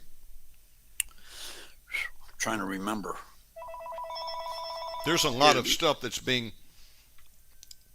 released for the first time. I mean, this is exciting what you're doing. And you know, Harry, it's important that you do this because Yeah. otherwise we're just going to be, it's like having to reinvent the wheel again. Yeah. If the truth doesn't come out, then they're just going to keep recycling the old narrative to the newer And claiming generations. it's the truth. Yeah, Right. recycling and claiming it's the truth. Well, in the last couple books, volume 17, volume 11 and 12, one of the key points is why the war started. You know, three of the biggest lies, there's three of the biggest lies about World War II are all in one sentence. Hitler started World War II to kill all the Jews and rule the world. One, Hitler did not start the war. The Polish did. There was no such place as Poland until about 1918. Prior to that, Really? prior to that, it had all been taken over by different wars, and it was part of this country, part of that country. So after 1918, after World War I ended, the powers that be drew some lines and said, okay, this is Poland. But it had been Germany, East Prussia, Pomerania, Prussia. Silesia. Right. So here these people, these German, ethnic Germans, Volksdeutsche, had been living there for centuries, generation after generation. They had farms, they had banks, they had businesses. And all of a sudden, the beginning of 1939, they were told, you got nothing. So from January till August of 39, some 450,000 Volksdeutsche were kicked out of the country Wow. with only what they could carry. Okay?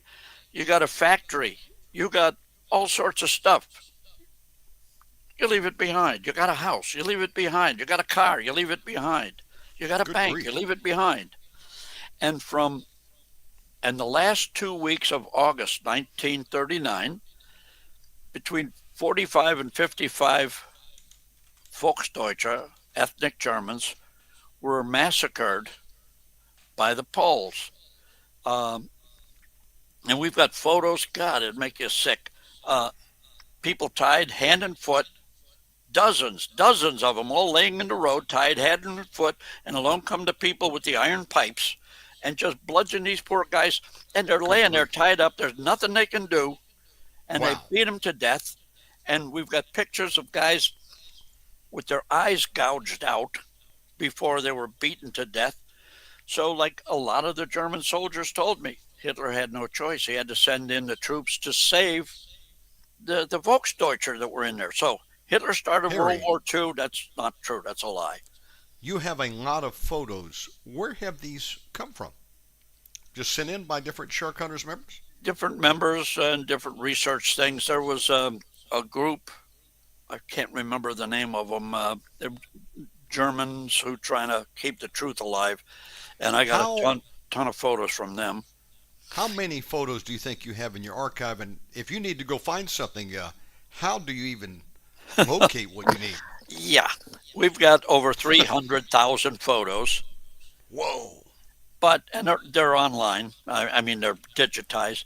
But if I need a U-boat photo, I go to the U-boat bunch, and then by U-boat, each number. And if I need a skipper, I go to the skipper file. And then the other one is called Bloody Bromberg, because the butchering stopped on Bloody Sunday in Bromberg when the German troops came in. So we'll be happy to send some photos, onesie twosie. If somebody wants 1,000 photos, you're out of luck.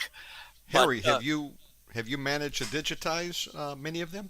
Yeah, they're Did I all hear you correctly? digitized. They're all that's digitized. amazing. Yeah. So Yeah, let me because ask if you a lose question. them, then you're gone. Right. Okay, so over the years, you've had guys like President Ronald Reagan, Yeah. members of Shark Hunters. Have you had a number of spooks from various organizations? Yeah, sure. And that's some of the most valuable people, because one of those guys, real notable, was a guy plays real important part in all this story. Is called Don Angel.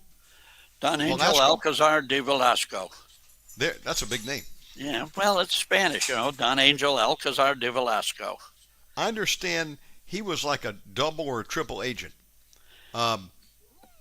Could be, yeah. He worked for the Germans, worked we know that. For the Germans and He was a the Spaniard. Spanish intelligence. And he was not Yeah. all that good at his job, and we've confirmed he was who he said he was. But in the early days, before the U.S. got into the war, he was based in Portugal. Yes. And he was buddies with King Edward VIII, who by that time was just known as the Duke of Windsor, because he had Okay. abdicated.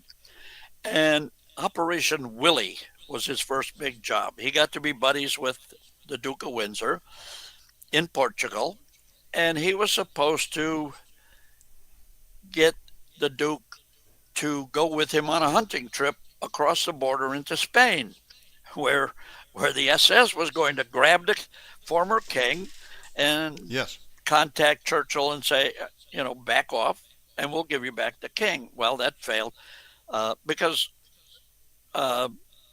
Hitler had tried at least 20 peace proposals to Churchill, and Churchill turned them all down.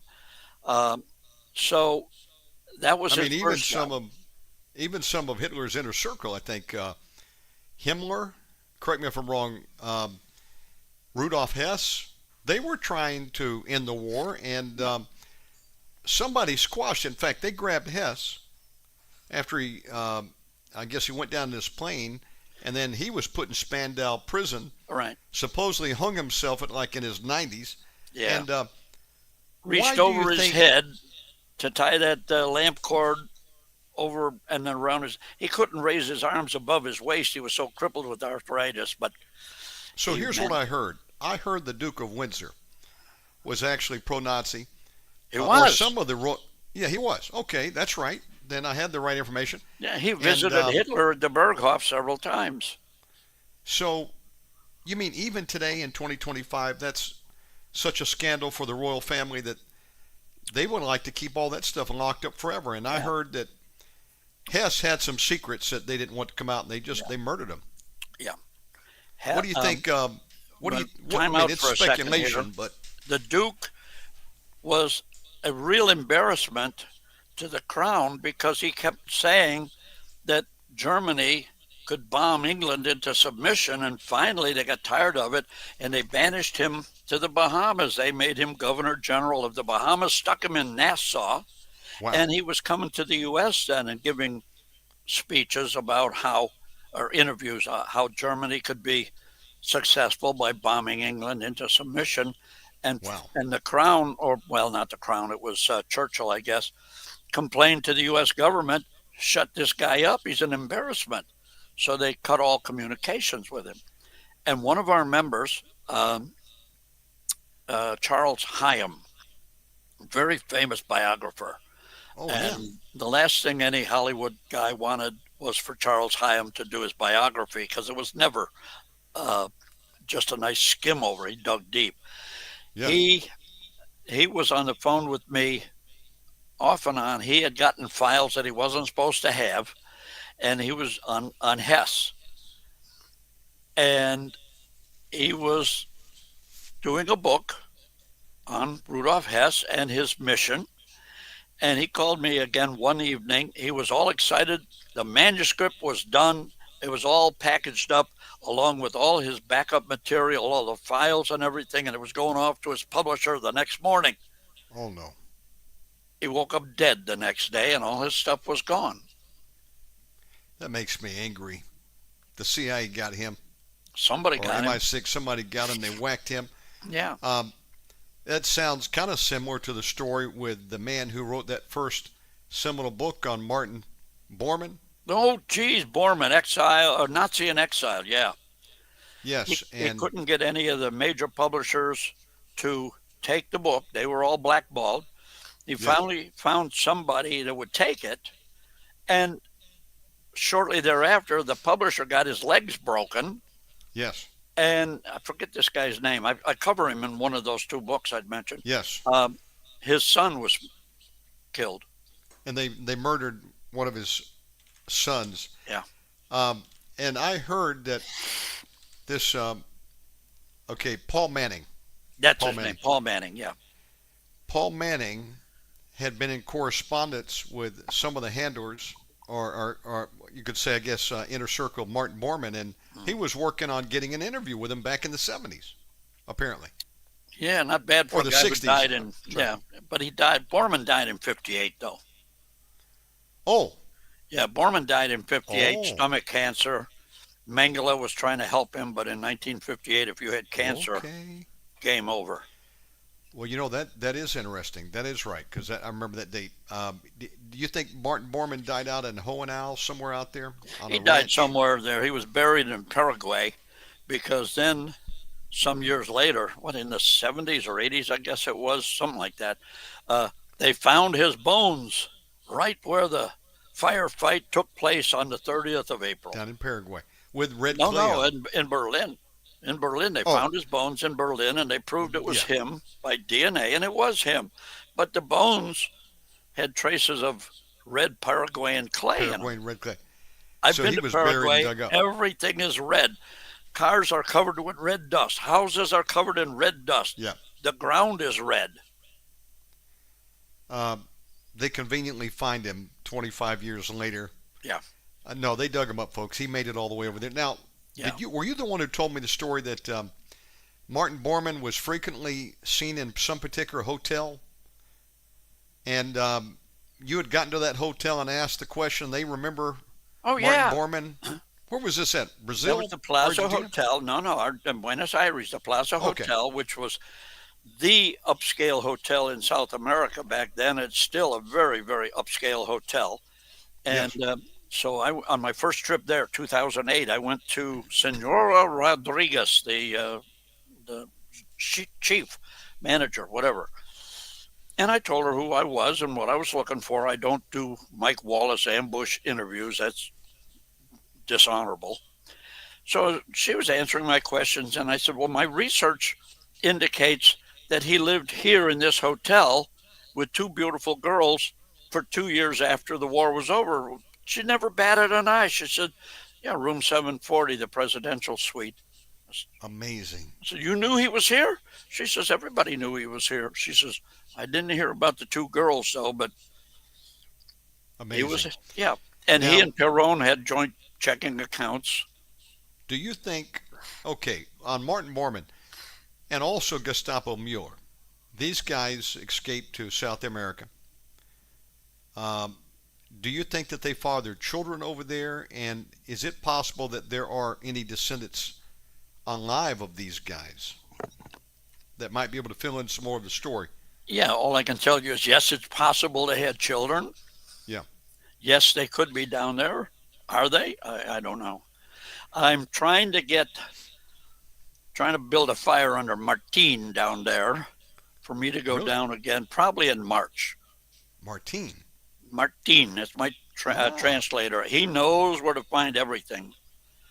We were in Uruguay a few years ago, and Yes. a little crossroads, a gas station and a snack bar restaurant. He found at this gas station, a mechanic had a nice collection of Third Reich postage stamps. Okay, that's nice. And then Yeah. this guy said he had a friend nearby whose grandfathers were in the Luftwaffe. Would we like to meet him? Oh, okay, fine. So we went over there. Nice Uruguay. guy in Yes. Uruguay. Guy's Okay. big, blue-eyed, blonde, solid guy.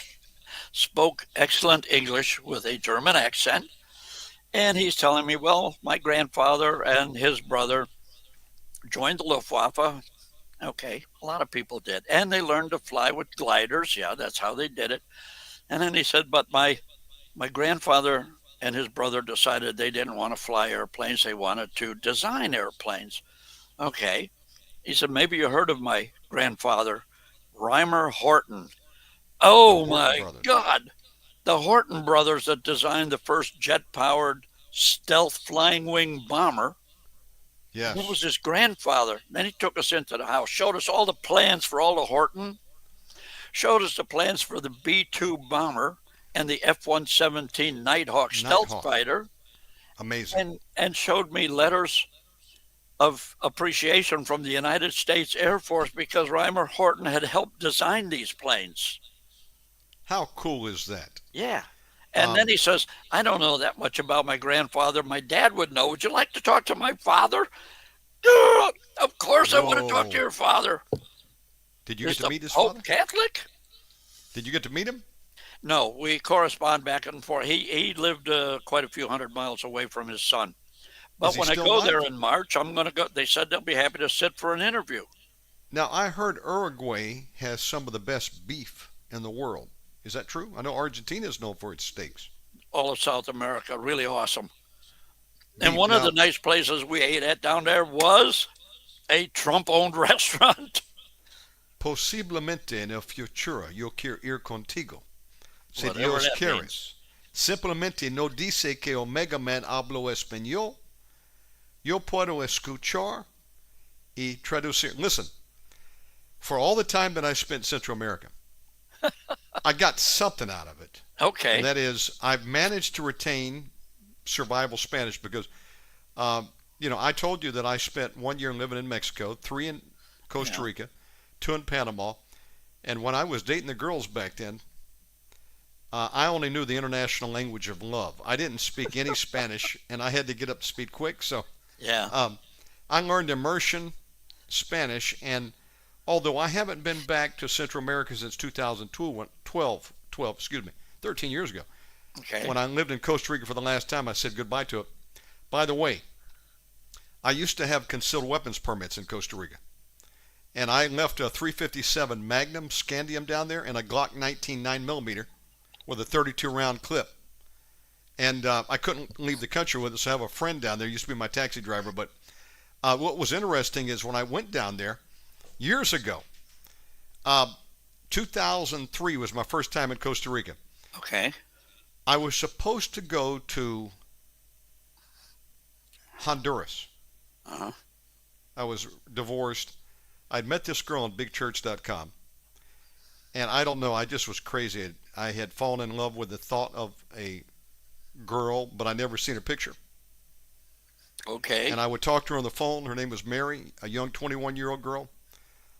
School teacher, spoke great English, but she didn't have a picture, strangely enough.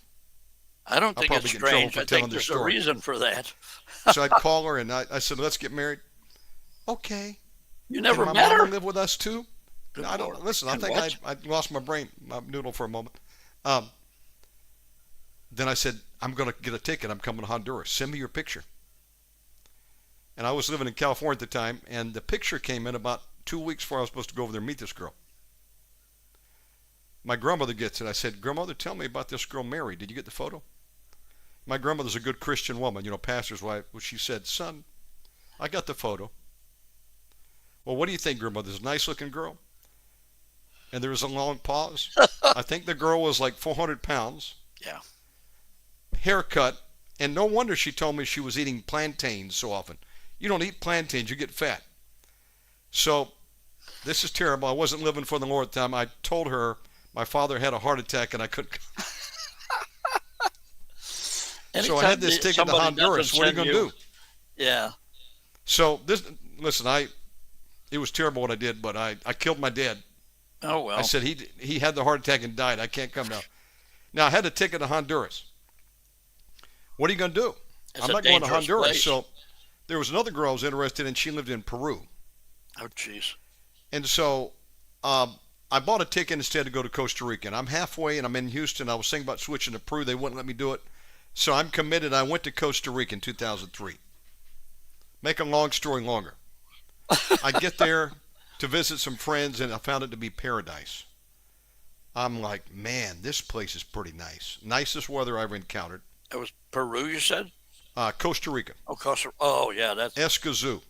famous for And- being awesome. I went over there 20 years ago, and I was in a bed and breakfast, and I didn't have a a driver, so I decided to walk one day to see if I could find something to eat in a restaurant. And I went up this little hill and I got into this Canadian restaurant. There was nobody there. It was the middle of the day. It was owned by a Canadian lady who lived in Costa Rica, retired there. Yeah. I ordered a burger at the bar. And so she said, well, hey, so are you retiring here? You going to stay? You like it? I said, I'm not old enough to retire. I'm only 34. I guess because I had gray hair. And I said, I'd love to stay. And she says, well, I need to introduce you to a guy named Chuck. Who's Chuck? Chuck was an American who had been there like 30 years by that time. She said, he's a fixer. He can get anything done. Go see Chuck. So she gave me his number, and I called Chuck. And Chuck met me for some coffee, and he said, would you like to stay in Costa Rica? I said, yeah, but I don't have a visa to stay. No problem. I can get you a Residente visa, where you can stay up to 2 years, and you can actually get permission to rent property. So I paid a fee. It greased a few palms. Yeah. And in 1 week's time, I had a residential visa, which was unheard of. I mean, if you went through the regular process, it would take you like a decade. Yeah. There was that kind of waiting list. I had residential visa to stay 2 years within about 2 weeks. And I was living in California at the time. I said, I'm not coming back to the States. I'm staying in Costa Rica. So I came down there with us with a duffel bag, and I ended up renting a nice condo. Found out that you can own guns in Costa Rica if you have a corporation. So I found me an attorney, and I got an off-the-shelf corporation. This was 2003. Okay. And I went down to this gun store in San Jose, Costa Rica. And down there are different gun laws. You can buy sawed-off shotguns. You could buy anything you want, with the exception of like AR-15s. You couldn't buy those for some reason. Those were very difficult to get. But you could have a sawed-off 12-gauge shotgun. I ended up buying a Glock 19 and like a Mossberg 500 and 357. And I set up over there, and I had this business I was receiving some royalties from. So I lived like a king for a while. And really enjoyed my stay there. How did I get off on this story? I forgot. We were talking about guns over there. But Yeah. Costa Rica was the wild, wild west. Literally, the wild, Okay. wild west. I could do a whole show on that. Okay. You had to provide your own security. Anywhere you go, you'd have to have Constantino barbed wire you had to put on your walls because people would try to jump over and get it. Like Honduras. The police were on the grift over there. Yeah. I hit some Americans out one time that were hiding out from the Secret Service over there that worked for the presidential police. And, well, they were being shafted. And I gave them some safety. So I was on the dark side for a while, 20 years ago. But that's where I learned Spanish. Okay. And I went from there to Panama, or to Cartagena, Colombia. I went to Panama. And so I've lived in all these countries over there, and I have nothing to show for it except my Spanish that I still have. So, Okay. boy, I got off on a rabbit trail. I almost lost my way. I said all that to say this. I might have to hitch a ride with you sometime down to Paraguay. Just don't tell them that Omega Man speaks some Spanish. And I've got some street smarts. You could drop me off anywhere in Latin America and I could survive. Okay. No problem. Get off the plane. Yo quiero un taxi. Vámonos a la calle 10. Give me a taxi. Take me over to the 4th Street. Well, But, you'd run into trouble right there in Argentina. You said Calle, whatever, Calle. Not in Argentina. That's Cacha. Kasha, really? Yeah. didn't know LL is pronounced SS. Calle or... No. I stay in a hotel right by Calle, Florida, you would say, but no, there it's Yes. Cache, Florida. Now, before you'll get the wrong idea about Omega Man, that was 20 years ago. And I have since repented. But, I was a stinker. Like anybody else got the crazy stories. But, Me, I've lived I a don't- clean life my whole life. well, that's good. You mentioned Well- 357 Magnum. When I Yes. used to collect hard-to-collect debts for the mafia, I had 3 monster big guys going with me. And this one guy, he was a hothead. He carried a 357 Magnum, and I kept telling him, That's a woman's purse gun because I carried a 44 Magnum when we would go out on collecting trips. Wow.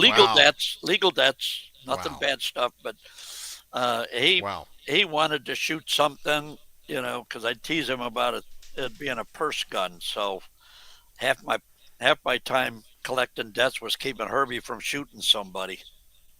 Now, people think I may be giving you tall tales out there, but my father, God bless him, he died in 2007. He raised me with a love of two things: going to movies. I remember him taking me movies like at age 4, and he gave me a BB gun rifle when I was age 5. My dad was a great hunter, Yeah. and I ended up starting a family real young, about 19 years old. Needed a job, and thankfully I was living up in Northern Virginia at the time. My grandfather was a pastor, and I had a friend who said, "Why don't you take the civil service test?" So I went down, and in '89, I just turned, I think, 20. Got a job with the U.S. Army DOD, and worked with them for about 6.5 years. Hmm. And when I turned 21, my goal was to be a gun dealer, so I had an FFL license at age 21. Yeah, you Now, still have it, don't you? oh no, not anymore. Okay. That they expire after a couple of years. You got to renew them. But Hmm. I was so poor, as a young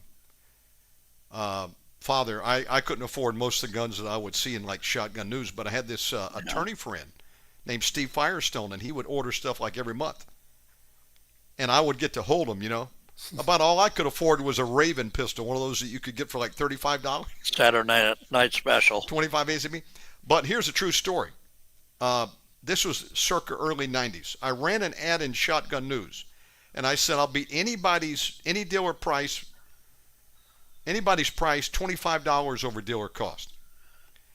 And I had everybody come out for me. I had CIA agents. I had a CIA guy come up there one time, retired guy, real distinguished man. He was in a jumpsuit with silver hair, and he had ordered a Beretta 22 from me, one of these little tiny pocket pistols.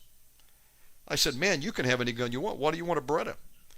And he told me, "Did you know that certain intelligence agencies, that's their pistol of choice when they want to take out a target?" Yeah.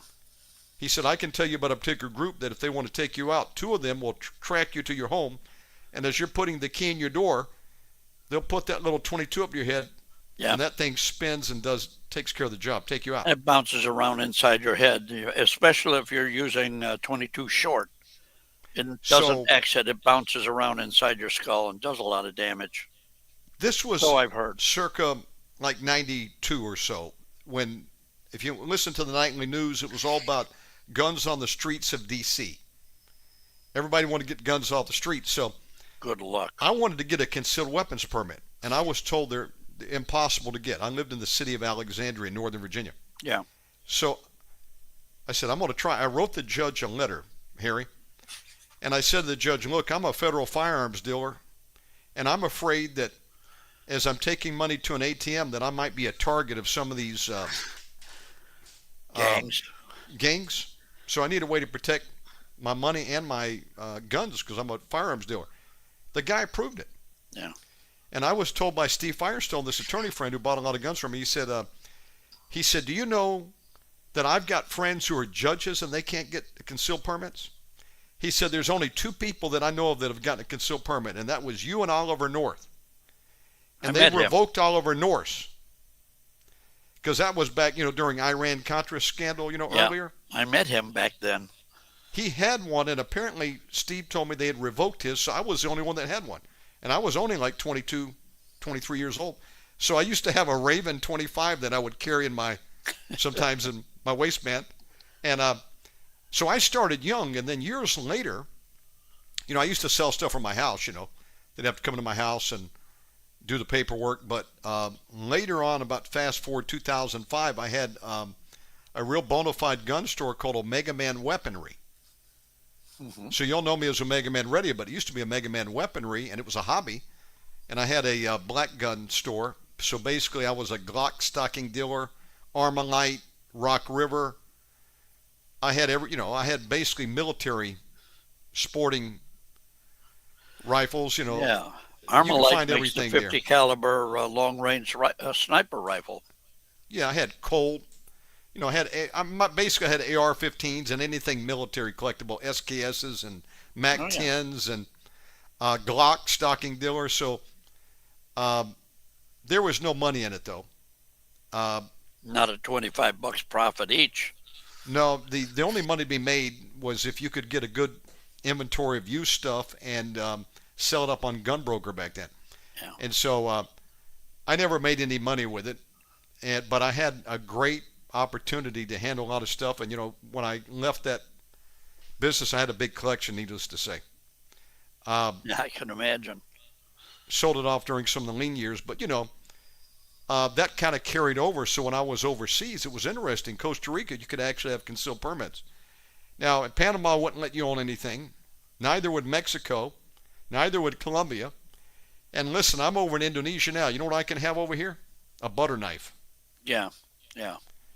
I bought a baseball bat. Not that I have any trouble over here. Even at the something mall. like this is a felony in some countries. Oh, man. Swiss Army knife. I went to the mall here in Bali and at the athletic store, and I bought a baseball bat. I figure if I ever have a problem, at least I got something. And the guy said, "What do you want a baseball bat for? We don't play baseball in Bali." Well, I'm like, "Well, what are you selling this thing for?" And I said, I got it to swat rats, club the rats. But Yeah, of course. thank God, no problem over here. But Costa Rica was crazy. Yeah, I had a couple break-ins. I had a friend who was shot. yeah. And I had a couple home invasions over there, and I could tell you a couple stories. That place is the wild, wild west. How did I Honduras. get off on this story? I don't know. And Honduras is even worse. It's the worst place in the world. When a couple of years ago, Yeah. people, a good friend of mine lived there for 20 years. 20 of his friends were murdered. Average one a year. In And Honduras? they all, yeah, Honduras, and they all have 6-foot high walls around their houses with broken glass in the top. And he had that Yes. plus 2 or 3 strands of electric barbed wire above it. And everybody has a dog. I could show you a picture of my neighbor where I'm at now. They down here, most of them put walls, not like Costa Rica. Costa Rica was so high, and then they would, whenever I would move into a place, first thing I would do is I'd call a crew that would come out, and they had these boxes of brand new Constantino wire. Yeah. And then they just stretch it out and stake it down, and that's what you had to do. Hell of a My life. neighbor has glass on their walls right now. Yeah. Hell of a Broken life. to live. glass. So if you manage to get up over there, you're going to have to take a heavy quilt or something and throw it over. Because otherwise you're going to get jabbed on the glass. Now, thankfully, I can tell you I've never had any trouble in Bali. I'm not even worried about going out at night. But you can't say that about some countries. I heard Argentina's getting pretty bad over there. Can't say that about Chicago, New York, L.A. Oh yeah. Listen, D.C., it's getting bad in America. And my California. friend Larry, who's called a couple of times, who sent emails a couple of times. Yep, there goes Yes. another one. He said that in Chicago, the gangs will wait outside movie theaters or someplace like that because they know you're not carrying guns because you go through a metal detector to go into the movie theater or whatever theater. So you got no weapons, and you come out and the gangs are waiting. That's not I the heard Chicago I everybody's grew up carrying in. down there. Say again? Even ladies are carrying guns down there. I mean, and Yeah, not legally though, I imagine, because you can't get carry permit. I shot a guy when I was in Chicago, a suburb. I was Yes. 26 years old. That was 60 years ago. Wow. Yeah, because I'm going to Wow. be 86. 20, yes. Yeah, he was a huge, big guy coming through my front door at midnight. Yeah, Well, you listen. You have a right and a responsibility to provide security for family, especially the women Yeah. folk and the kids. yeah, And exactly. I told my wife, I said I would kill somebody to protect you and my children. I didn't ask them to come in to hurt. That's or what rape. God put men there to do, is to protect their family. That's right. The only disadvantage I got is I don't have tools to do it that well here. Thank God it's not a rough area where I live, but Yeah, that's a sad part. You can get in some countries you can't own anything. yeah, I mean, I look, know. Except the you can't criminals even- can. You got to have a permit to get a pellet gun down here. I'm talking. That's all you can get. If you get a permit, shoot birds with. So let me get back on track here for a minute. How are you doing for time, by the way? Because I'm I'm notorious. fine until, Okay. let's see, it's a little after 12 now. I can go to 2:30 when I have to pick up my son from, If I you need doubt to we're going take to a be, bathroom break, let me know. well, Folks, by the way, I want to do a commercial, sharkhunters.com. I want you to go there. Now, Harry, people can become a member. What does that entitle them to? What does it mean to be a member of Shark Hunters? first off, it's a very unique organization, but also um, we get the biggest thing is the monthly magazine. You get that. You've been a member, wow, Yes. 10, 12 10, years? 10 years, yes, at 10 least. years? Okay. Yes, sir. So if anybody watching this would like, send me an email, sharkhunters@sharkhunters.com, and say you Yes. heard the show and you want to see what the magazine looks like. We'll send you the current issue, no charge. And if you like it, fine, join up. If you don't, then don't. But at least though, then we'll send the almost daily hot mails, and we go places. We go on patrols. My friend Hans-Georg Hess said, call them patrols. They are not tours. They are patrols. Okay. Yes. Germany, Austria, Poland, but also now we're focusing more heavily on Argentina because So I there's understand that so much Third many of Reich the down there. many of the sites that you used to have open have either been bought by corporations or individuals, and now they're closing access, like Yeah. the big hotel that had the bunker complex and um, Oh, the Hotel Berchtesgaden. Turken. Yeah, in Yeah. Berchtesgaden. That was owned by um, Ingrid Scharfenberg, who was my best lady friend over there. What a wonderful lady. She's all of about 4'11", weighed about 85 pounds, Yeah. and was crippled up with arthritis. She called herself Quasimodo, and just as nice as wonderful as could be, unless you crossed her. Then you'll think you kicked a lion in the butt. Uh-oh. I was a guest over there so many times, and no one was allowed in the kitchen. No one was allowed in the kitchen except me. I'd wander down there at 6 o'clock in the morning. She'd be on her little stool by her little desk doing whatever the hell you're doing there. I guess she was keeping track of her money. And I'd come into the kitchen. Oh, good morning, Harry. Would you like scrambled eggs, bacon? She never said and bacon, just scrambled eggs. Oh, and ham. Scrambled eggs, ham? Yes, please, Ingrid. Then she'd turn around. Mary Ann, start Harry's tea. I'm going to make his scrambled eggs, ham. Just a wonderful lady. And she had, out of her basement, was the best bunker complex preserved anywhere that we've seen. So, And Harry, on the surface is a hotel. How many rooms do you think they had at the time? People could stay in. It's hard to remember because the rooms were all different. It's not like It's a like Holiday Inn. We're all the same, you know. Each one was different. It was like a Probably, boutique hotel? it was built But before the war. I think it was So- probably 15, 20 rooms, something like that. okay. Well, that's a small place. Now, inside there, if you didn't know it, there's a big bunker complex that went down into the whole mountain, right? Yeah, well, you knew it because she sold entry. Okay. You paid €2.60, I think, which was like about $4. Yeah. And we've got pictures of it. And again, anybody who wants, send me an email, and I'll send you some pictures of it. And we're posting as fast as I can. How deep into tours. the mountain there does About it go? 90 How many meters. levels down?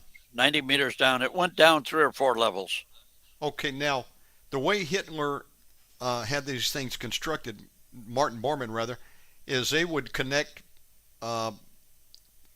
they'd all connect together, when I guess originally? Yeah, except Bormann insisted he did not want his tunnel connected to Goering because he and Goering were not the best buddies.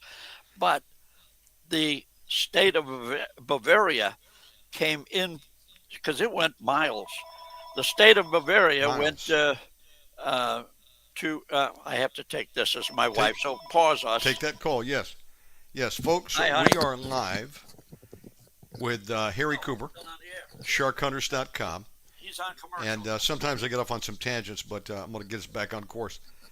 He is the single greatest source of history All right, good. and real information that you'll find on the subject of the Third Reich, World War II, what happened to Hitler and many of the notables Not a problem. in his staff. Love you. And if you're interested in the true story that was never told in school, this is the man and the organization to be a part of, sharkhunters.com. Now, Harry, let me ask you this. That was I've my heard it wife. reported. Just Is let she doing me- okay? Yeah, she and Megan got as far as Orlando.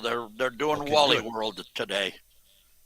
Now, it's said that mountain complex, it went down maybe 5 or 6 levels. Is that true? What do you think? Well, I've been down 3 or 4 levels on it. Yeah, Supposedly, according to the blueprints, there's even lower levels. there are other tunnel complexes coming out of that hotel that most people didn't know about. But because Now- Ingrid was my friend, she Now, opened the the doors Allies- for me. Leveled a lot of stuff. So where I was going with that story is knowing people can get you into some special access places. Yeah, Uh, but not There that one was anymore. there was a part of the tunnel complex where I think there's a sign that said Hitler's bunker this way, but they had it blocked up, right? Right, that was the Bricked up? governor of Bavaria came in from the other way, right to the property line of Ingrid's, and put up Yes. a brick wall. Now, did, Somebody what- punched out one of the bricks so you could stick your hand in with a camera. But however, I've been in that bunker.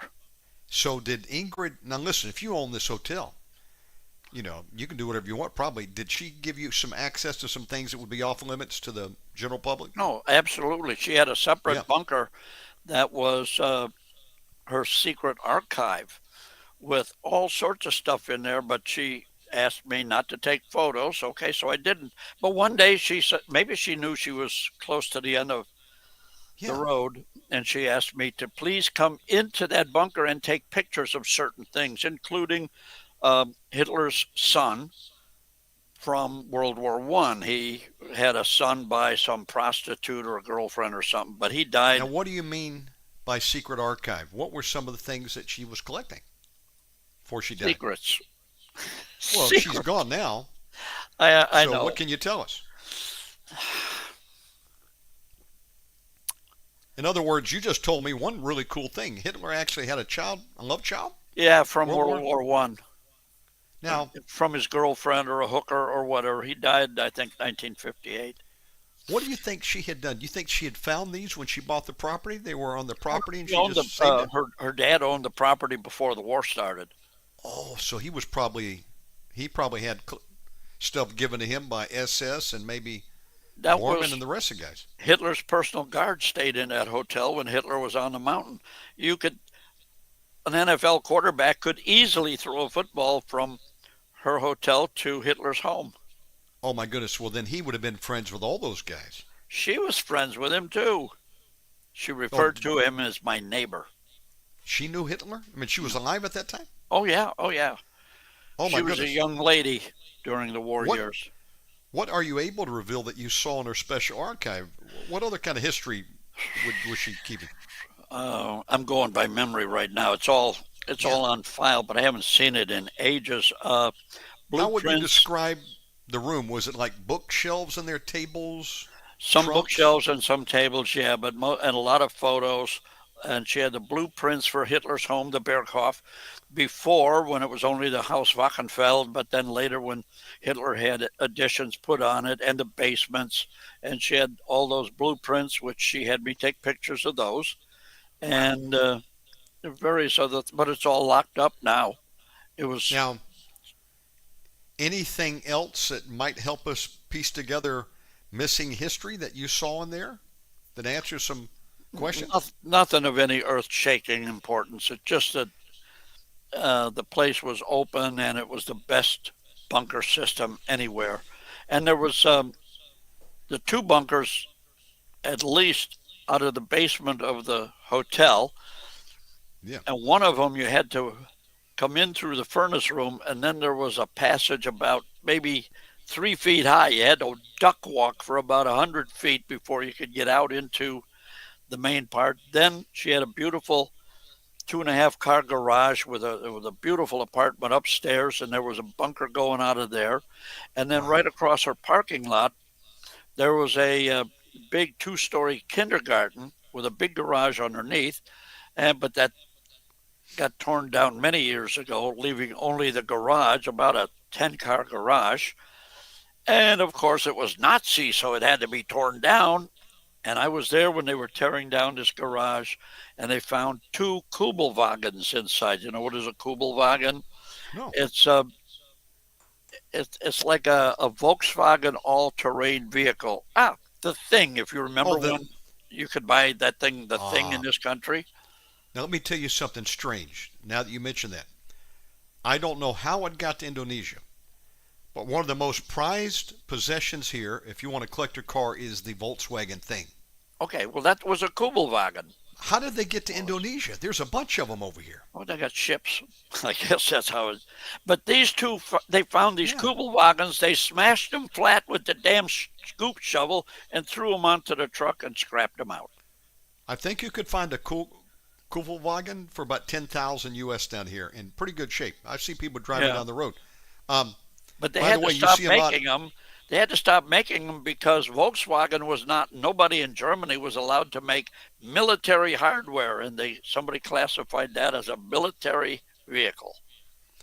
So let me ask you, while we're on the subject of bunkers and Germany in its present state, you have been doing this research since the 80s, and I know you have been into U-boat. What do you call those? You got down into an area with some U-boats, the hangars where they keep them before the bunkers. The bunkers. You've been into probably every great bunker site in Germany. You mentioned many times there's a shark hunter named Jeff Carson who knows everything. Oh, Jeff is the tunnel king. If the Germans built it in Bavaria or Austria, Jeff knows it, and Jeff's been there. It's incredible. So 2025. Many of these places now have been demolished or they're off limits, have been sold. Even Hitler's house in Argentina has been sold recently, is being remodeled, right? We talked about that last time. We have some update on that. You do? What's your update? The guy who bought it is a multi-gazillionaire, and apparently he has the right ideas on history, and he's renovating it the same way it was when Hitler and Abel Braun left in 1955. Amazing. God bless him. Now, you were one of the guys that reported on this show several years ago that when you spent the night over there at Hitler's home, Inalco was the name of it? Inalco, which I think means something by the water's edge or something like that. Okay. There was a beautiful place. Outstanding question, which you've answered, but for those that weren't part of our previous shows, you had found some entrances into the underground over there at Inalco, and we had been wondering if there was a tunnel that connected that ran right into the main mansion, but there were some rats down there. Yeah. And the guy said, we got to clean that out first.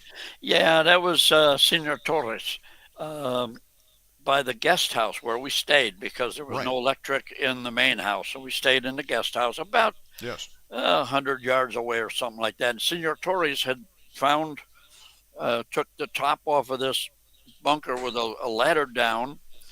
And apparently there was a fuel tank in there for diesel fuel to run the generator, because this was out in the middle of nowhere back in the day. So he said that the tunnel he thought connected to the main house. I said, good, give me a miner's helmet, let's go. Oh no, there's rats down there. I said, give me a club, I don't care. He said, oh, but there's rat poop all over. So that's what? Dangerous stuff. But he said, yeah, if you breathe that air, it could be fatal. I know some people who have died. They breathed. They were cleaning up their basement and had rat poop. Yeah. And so I understand that, but they cleaned it up for you, didn't they? No, we were going to come back the following year with gas masks, and Senor Torres was going to clean it up, and we were going to have gas masks. But then it was under negotiation for the contract, so it was really off limits. But didn't I hear eventually y'all had somebody check that out and it didn't go anywhere after all? It was just Must have been somebody else, but it. oh, so we don't know. It may have actually connected back to the main house, Right, we don't know. like an escape tunnel. I'm trying to So- find out who owns the place, and Yeah. I've tracked it down to where I'm almost there, and I want to talk to the person because he obviously has the same idea toward history that we do, because he wants Now, to. is that the same area in Argentina where someone also owns property with a tower, Yeah, a yeah. lookout tower? Did you ever Yes. get into the tower to No, look around? next time I get down there, though, we have permission. As you, Okay. Hitler's home in Nalco was up the finger of this huge lake, Lake Nahuelhuapi, and to get there, there's only one entrance, and on both sides of the entrance there were observation areas. One was a bunker, not a combat bunker, but one just for people to live in, probably a couple platoons, and it's been dynamited. On the other Yes. side was the so-called Saracen Tower. That's it. Where, Saracen yeah, Tower. where they had a Yes. couple of platoons there too, and their only responsibility was if anybody came by in a boat or a seaplane, which was the only way to get around back in those days, they would notify the house. When I was there last time with Martine, now the Saracen Tower is on private property, ultra high buck estate, which is a vacation home for some wealthy Argentinian. So and you can't go there, you're not allowed there. So Martine and I went there one day, and we went in and we went to the home of the caretaker, a young guy, and he had two big mean-looking guard dogs. They come run up, they were jumping all over me, slobbering on me and everything. And they had a soccer ball they were playing with. So while Martine was engaging this guy in conversation, I'm kicking the soccer ball with the dogs, with a video camera on this shoulder and a snap camera on this shoulder. And every time I kicked the soccer ball, it just happened to get closer and closer to the Saracen Tower. And I was about 30 feet away, and I heard Martine yell, "Hurry, hurry, he knows what you are doing." Vámonos. Oh. Let's go. So I kicked it one more time. He said, "Harry," he says, "please do not make him to be a violent man." Okay, I don't want him to get violent. So we were about 30 feet away. I took pictures and videos right up to that point, and then Well, I you wonder back. what may be up in there, you know. Probably nothing. Well, here's my question. It's 2025. Now, Germany sadly we've lost access to many of the places. They've been demolished or closed. Where on the planet do you think there could be places still to explore that you haven't seen personally, bunkers or other things? Do you think it may be in places like Uruguay, Chile? What's your thoughts on that? I don't have any hard facts in that direction. It would be nice if there was something there, but on the one hand, and it's kind of a cute catchphrase, but on the one hand, anytime the Germans built something, the Third Reich, they had to build a bunker and a tunnel. Why? They just had to. That's kind of a joke. But on the other hand, I have no hard evidence of anything like that anywhere in South America. Maybe it exists, maybe it doesn't. Okay, good point. Now, what about Jeff Carson? Has he identified any new locations that you have not been to that you would like to visit? No, whenever he finds something new, bang, I'm on a plane over there with the camera going. Jeff is incredible. He spends so much time researching old, and he doesn't speak or read German at all. He's not German. He's from the UK, but he lives in Germany now. But he studies old maps and plats and everything, and then he figures out what he's looking at, and he goes. There's a little shrine, a man-made shrine, unofficial, for the French soldiers who were killed by their own French soldiers after the war. These were guys from the Charlemagne division, 7 of them, I think it was, were in German uniforms, and some Frenchmen wearing American uniforms confronted them and said, "Why are you wearing these?" War was over. and one was on the Allied side, one was on the German side, and Yes. General Petain, I think, or Leclerc. From what we've learned, Leclerc himself gave the order for the guys in the American uniforms to assassinate, to shoot the guys in the German uniforms, and they just left their bodies lay there for about Wow. 3 days till the Americans came along and buried them in the church cemetery. And Jeff found all that stuff. That's amazing. Yeah, If he's- Jeff is he's- tuning in, if you ever want to come on the program, we'd love to have you. That goes for any of the shark hunters out there. I'd love to have you on here. Now, Harry, an outstanding question I have for you, and that is, as I'm thinking of some questions here, Reinhard Heydrich. Yeah, He was one of Black the only, Prince. the Black Prince. He was one of the only high-ranking SS that was murdered, as I understand, and he was assassinated by a group, I think, sent from the UK and Norwegians, Yeah, the history just says it was two partisans. Czechoslovakians, something like that. Yeah, Okay. in the town of Lidice. But Now, it was I a lot more heard- than just two random partisans. Okay, a couple of years ago, apparently someone made a raid on his grave, and I don't know if they dug him up or they were trying to and they got stopped, but apparently Reinhardt was buried with some special swords. Have you heard any word on whether they got to his grave and got those swords out of there? I think Goebbels or him were No, I giving only him some heard that special there swords. had been some attempt, and I don't know anything more about that. Now, over the years, since the 80s, you've been doing this, and the memorabilia, the collectible market. Hmm. You know, there's people that collect memorabilia, and Yeah. now in 2025, if you wanted to buy some of the relics from World War II from either side, how do you know if what you're getting is legitimate or if it's been made in China?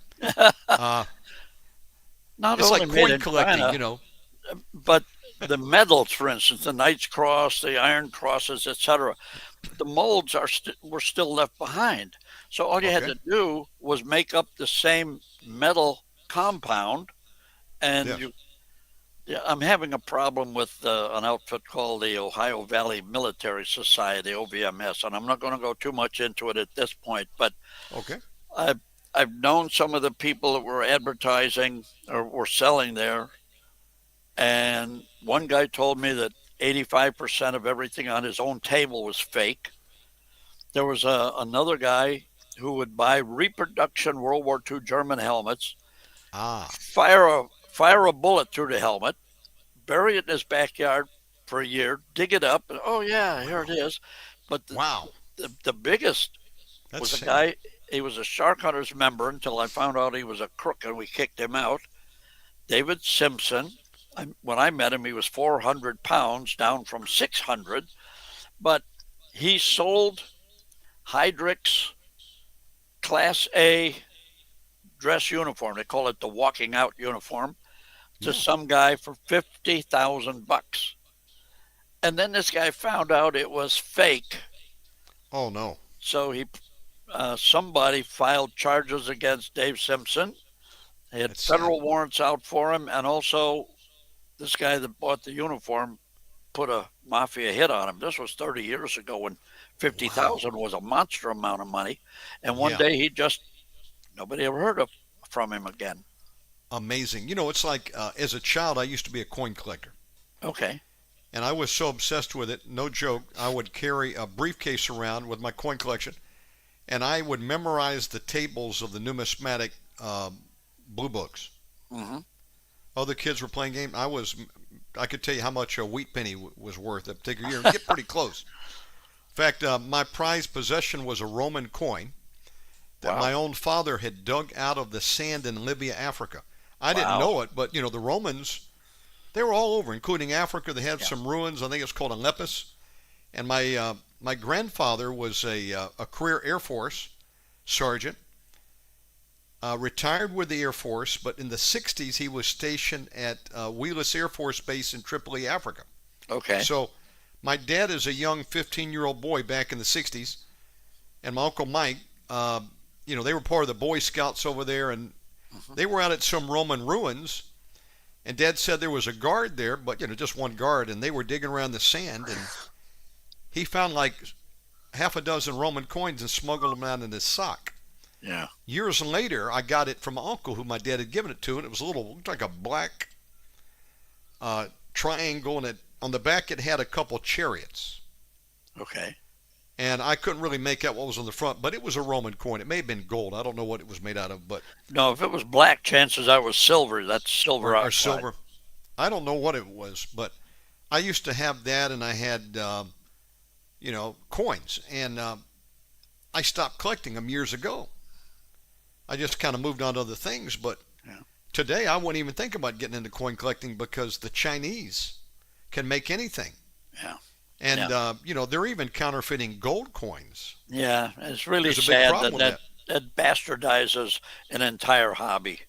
So there was a particular coin a few years ago that I wanted to get that supposedly had the name of God the Father, Yehovah, on the back. It was like this rare European coin, and I'd heard about it, and I said, I got to get one of these. I found it on eBay, Okay. and it said the source was European, and it was like $35, so I bought it. And I thought, man, I found some treasure. People didn't even realize what it was, and it was valued to me. Got on Alibaba, which is the big Chinese exporting company. Okay. Alibaba. I found the coin, and I found just about every coin you can imagine, knockoff, counterfeits. And somebody showed me a video where, just to your point, they're making these fake memorabilia items for World War II. The Chinese will take a particular press, they make a mold, and then they have special weathering features, and they can create any coin you want. So you'll think it's a rare coin, and it was just made last week in China. You don't even know what you're getting anymore. There was another guy, collector, seller, whatever you want to call him. He used to buy women's panties from back in the old days, and then he'd pee a little bit in the crotch and say, these were Ava Brown's panties, and this is her whatever in Lord the have crotch. mercy. Yeah. Now there are some real artifacts out there. I mean, there were people that there are. Finding the real stuff from the phony stuff ain't easy. Someone even claimed to have some of the hair strands of Hitler, and the thought was, could you clone him? So, what I want to ask you is, you have probably come across some legitimate stuff over the years. Oh, absolutely. Have you ever been offered any real stuff from anybody notable? Would it be uniforms? Yeah, the only gifts I ever took like that was from the veterans themselves. That was their own stuff. Otherwise, you don't know anything about it. Now, that's a good point to bring up. We don't deal in artifacts anyhow. We deal in history. Okay. Now, Shark Hunters has had all these veterans over the years. They used to autograph photos and sometimes books. Do you still have any of those for sale? Oh, yeah. Autographed photos. One of our members gave this suggestion. I contacted all our veterans and said, would you please send one photo of yourself in uniform during the war? I'll have 100 copies made of the photo, send it all back to you. You hand sign the 100 photos, keep your original and send it back. All except 2 did. One was Hardigan. He said, I've had enough of war, no more, I won't sign anything. The other one was Otto von Bülow, a wonderful old man, but he was so crippled up with arthritis, he was bent over, he couldn't even hold a fork. Oh, my goodness. So he didn't. One was Thomson. You saw in the movie Das Boot, they portrayed him as the drunk laying on the floor in the bathroom, barfed all over himself. That wasn't the way he really was. He was a great guy. Yeah, of course I did. Yeah. Now, was he the skipper of the U-boat in that movie? He was a skipper of one of the boats in the movie, but he was skipper of a real boat, 1241, I think it was. I don't remember. But anyhow. What did he think of Das Boot? Did he say it was pretty realistic? most of the U-boat veterans I knew immediately will get their hackles up and say, "That's terrible. We don't know. We bad, bad, bad, bad, bad." And then you press them, and they'll say it was an outstanding movie, but they hate the author Oh, okay. because his second book, his first book, Das Boot, was great, made into an awesome movie. And so it's head and shoulders above every other submarine movie. But the uh, uh, the author, Buchheim, uh, Lothar Werner, whatever his first name was, Buchheim, they all hated him because his second book, I forget the German translation, but Yes. uh, it, what the I'm heck not is sure that? what that is. I don't know Do either. you see something on your side? No, but if it's going to explode, I hope it's on your side. Um, anyhow, I'm his looking for an second alert book somewhere. in Yes. German was translated to "We're winning until they kill us," and it was a slap in the face to Gross Admiral Dönitz. The whole book. And Wow. if you're going to insult Gross Admiral Dönitz, you got the entire U-boat veteran group against you. Amazing. Now, what do you have that is available for purchase still from these veterans? So you know it's real signatures. What do you got left? No, we don't. Well, we sell the hand signed photographs. Still have some of those? Yes. Um, and I was saying with Thompson, I got I got an email from my friend Gerd Tater, who was a Yes. U-boat commander. He said, "Don't expect to get the photos back from Thompson because he's dying of cancer and he can't." Okay, fine, I understand it. 2 weeks later, I got them all back from Thompson. He signed them Wow. all just before he died. And we have Amazing. hand signed fine art prints also signed by all these guys, Now, Kretschmer. how many of Wow. these guys actually wrote books as well, told their stories? Not You had a very couple of many. those guys, didn't you? Yeah, not very many wrote books. Schmuckel, Helmut Schmuckel, commander of U-802. So much Yes. for the idea Hitler wanted to kill all the Jews because Schmuckel was a Jew and he was commander of a U-boat. Uh, he wrote a book only in German entitled "Humanity on the High Seas." Um, What somebody about turned Iron Coffins? Wasn't Iron that one that somebody Coffins. wrote? Yeah, Herbert Werner. He was a Oh, Warner. member. Okay. I knew him. I met with him up in New Jersey when he lived there. I've been in his house down here in Florida several times after he moved here. Iron Coffins, one of the great books. He wrote that. Um, Who was the man? He only died a few years ago. He lived into his 90s, and he wrote a book and told his story before he died. But there, I think you actually typeset it for him, but he had some strange title for the book. oh, Peter Hansen. That's him, Peter Yeah, Hansen. it's stupid title. I told him it was a dumb title, but he's dead now, and I'm trying to see if I can uh, reprint Did the the book. book? Yeah, Did it get published yeah, by oh Peter yeah, Hansen? Okay. Of we got him published. Um, he course. on paper he was just a first watch officer on a submarine U-221, and he got wounded real bad in an air raid, and so he couldn't ride the boats anymore. So they put him. He got to be one of the top spies, top agents in Germany. Now here's some wild card questions. Um, we're live with Harry Cooper, SharkHunters.com. Folks, you want to get a cool magazine that he puts out with information you won't find anywhere? Become a Shark Hunters member. In fact, are you running a deal that if someone emails you, you'll send them a sample copy? Oh, absolutely. Send me an email, sharkhunters@sharkhunters.com, and say you heard us on the show. I'll send you the current issue by email, no charge. Now, Harry, when these guys finished the war, many of them left their uniforms behind, guns behind, Yeah. everything, right?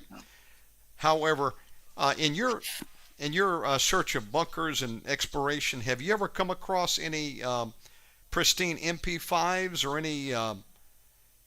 Anything left behind in any of these bunker I have complexes? I have not found it. I personally have not found anything at all in any of the compounds, complexes. But I know some people who have found stuff, but what they found is all rusted and gone to hell. What a shame. I keep holding out hope that there's some secret cache that you open it up and it's got like a treasure trove. Oh yeah, But I'd to find that too, full of Nazi gold. I could afford to expand shark hunters because, like I said, nobody here makes any money. Nobody gets paid. I'm a volunteer. Everybody's a volunteer. so in the past, you've done patrols to Germany on a regular basis. Do you Many think you have times. done your last patrol there? And if so, I think so. what patrols do you have on the map next? Argentina in March. Argentina. Yeah. In March. Tell us about the March trip. Is it open for people that want to join you? Yeah. If they want information, send me an email, sharkhunters@sharkhunters.com. We'll spend some days in Buenos Aires.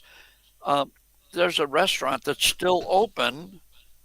That was the favorite hangout for Bormann, Mangala, Eichmann, and so many others. And you Really? walk in and you think you've walked into an old beer stuba in Germany. All the pictures on the wall are scenes in Germany. The food is okay. It's nothing to write home to mother about. But and then there's the German club up at the top of one of the skyscrapers where nobody speaks German. But then there are places around there where the German spy headquarters had been, etc. And then we go out of there, and there's Yes. a place up in Cordoba. And rather than go into a lot of depth, Will send me an you email. will you be getting over to Analco or Only if I uh, can contact that guy, because right now it is off limits because somebody owns it now. It's not abandoned like it had been. what We'd love about to go there, but Humo Island where they had the nuclear reactor? yeah, Hoymel Island. Yeah, we can go there. That's a possibility. Yeah, Is it 'cause- true at the end of World War II that some of the Luftwaffe guys went over there and helped the Air Force get set up, and actually you spotted a winged aircraft over there? oh God, yes. Can we take a break while I refill my Yes. cup? We're going to take a break, take a 5-minute break, and Because I can go for another hour or two if you can. you better drain the main vein because otherwise your eyeballs are going to be floating down the street. Folks, you never know where we may go in this program because I'm all over the place, but a lot of rapid fire questions, but inquiring minds want to know. I love the whole concept of exploration, although I haven't had an opportunity to do any of these trips. Not yet. I would love to tag along and go down to Paraguay and to Argentina. I haven't been there yet. Closest I've been into South America was living in Colombia, which is right next to Venezuela. That's as far as I got. Now, I'm supposed to be in Okinawa, Japan in November. I've been invited to join Joseph Jasinski, who's going to be doing the School of Deliverance. And to me, it'll be a trip back in history because I lived in Okinawa as a child for about a year. Went over there at 10 months old, my mom told me last night, and we were there about a year and a couple months when Dad was stationed there during NAM. He didn't go to NAM, he went to Okinawa, fortunately for him.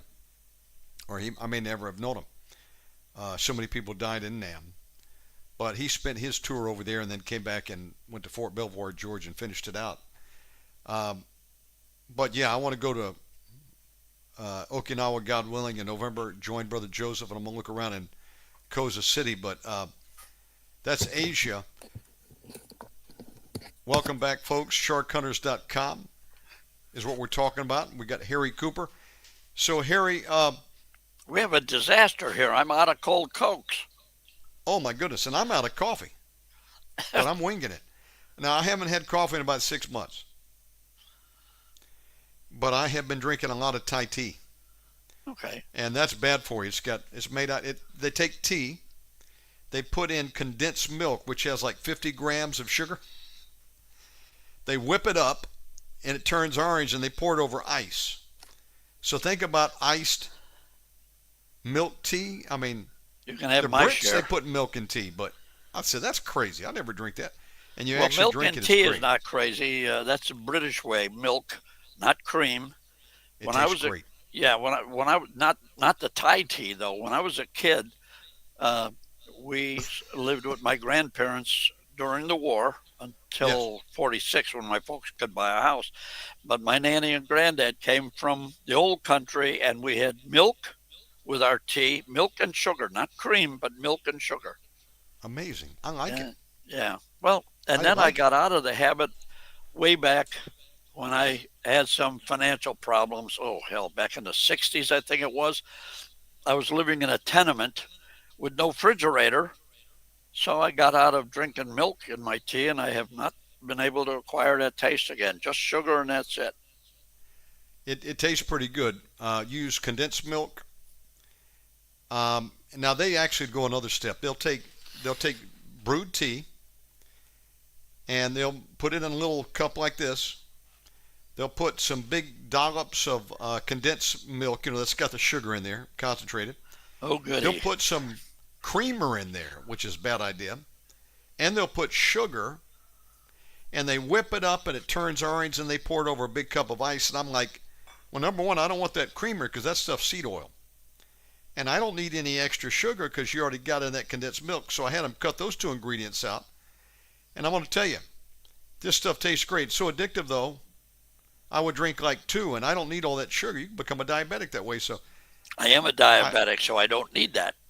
I had to break free of that, and now I'm back on coffee, and I'm burning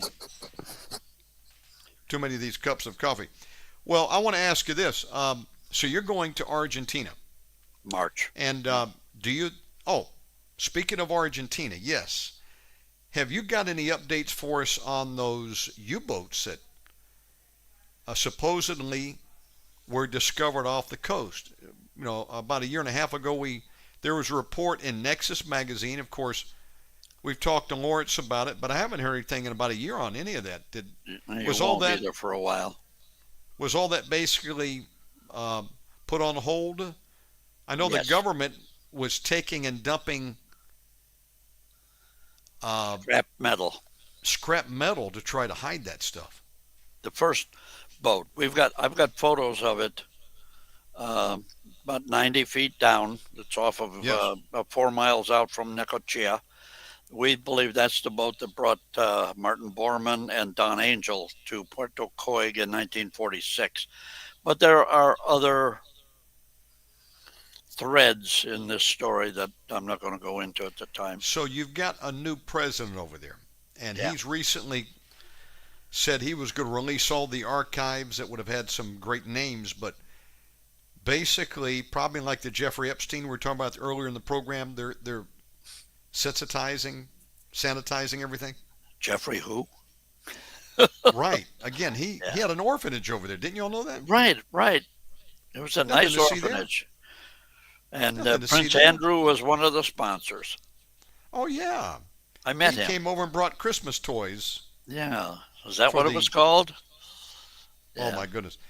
Well, that's sad, Malay. And I'm disappointed because I would like to. Look, it's been 80 years since the end of the war.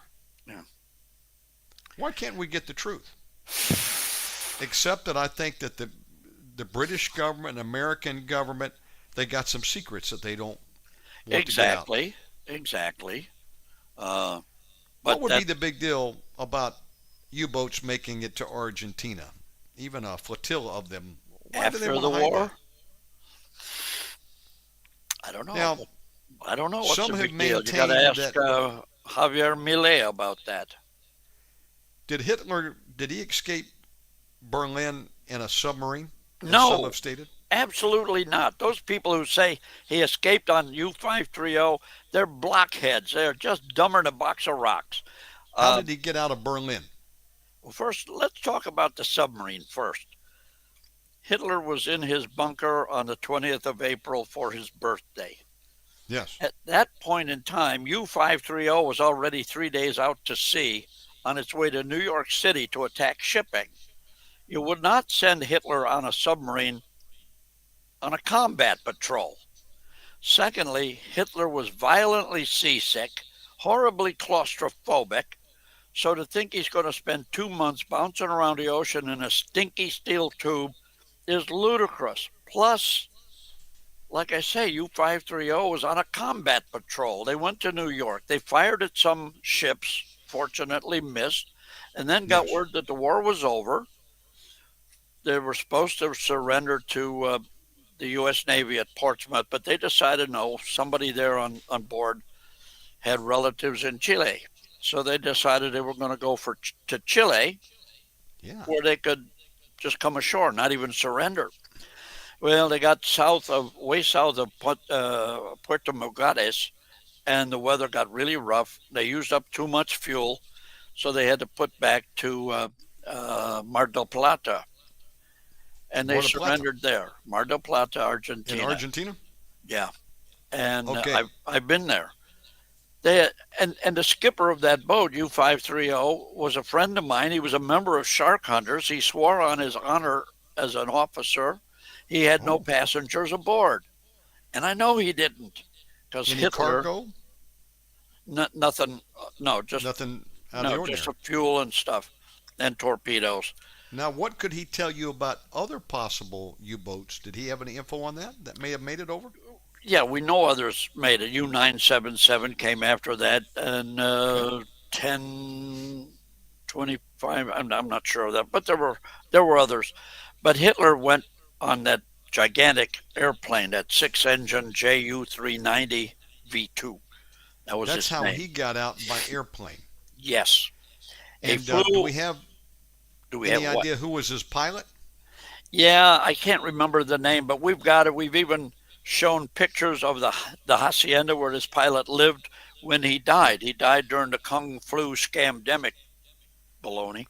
Oh, was And- that hacienda that you had photos of? Yes, that's where one of the pilots, because they had Oh. several on the crew, Yes.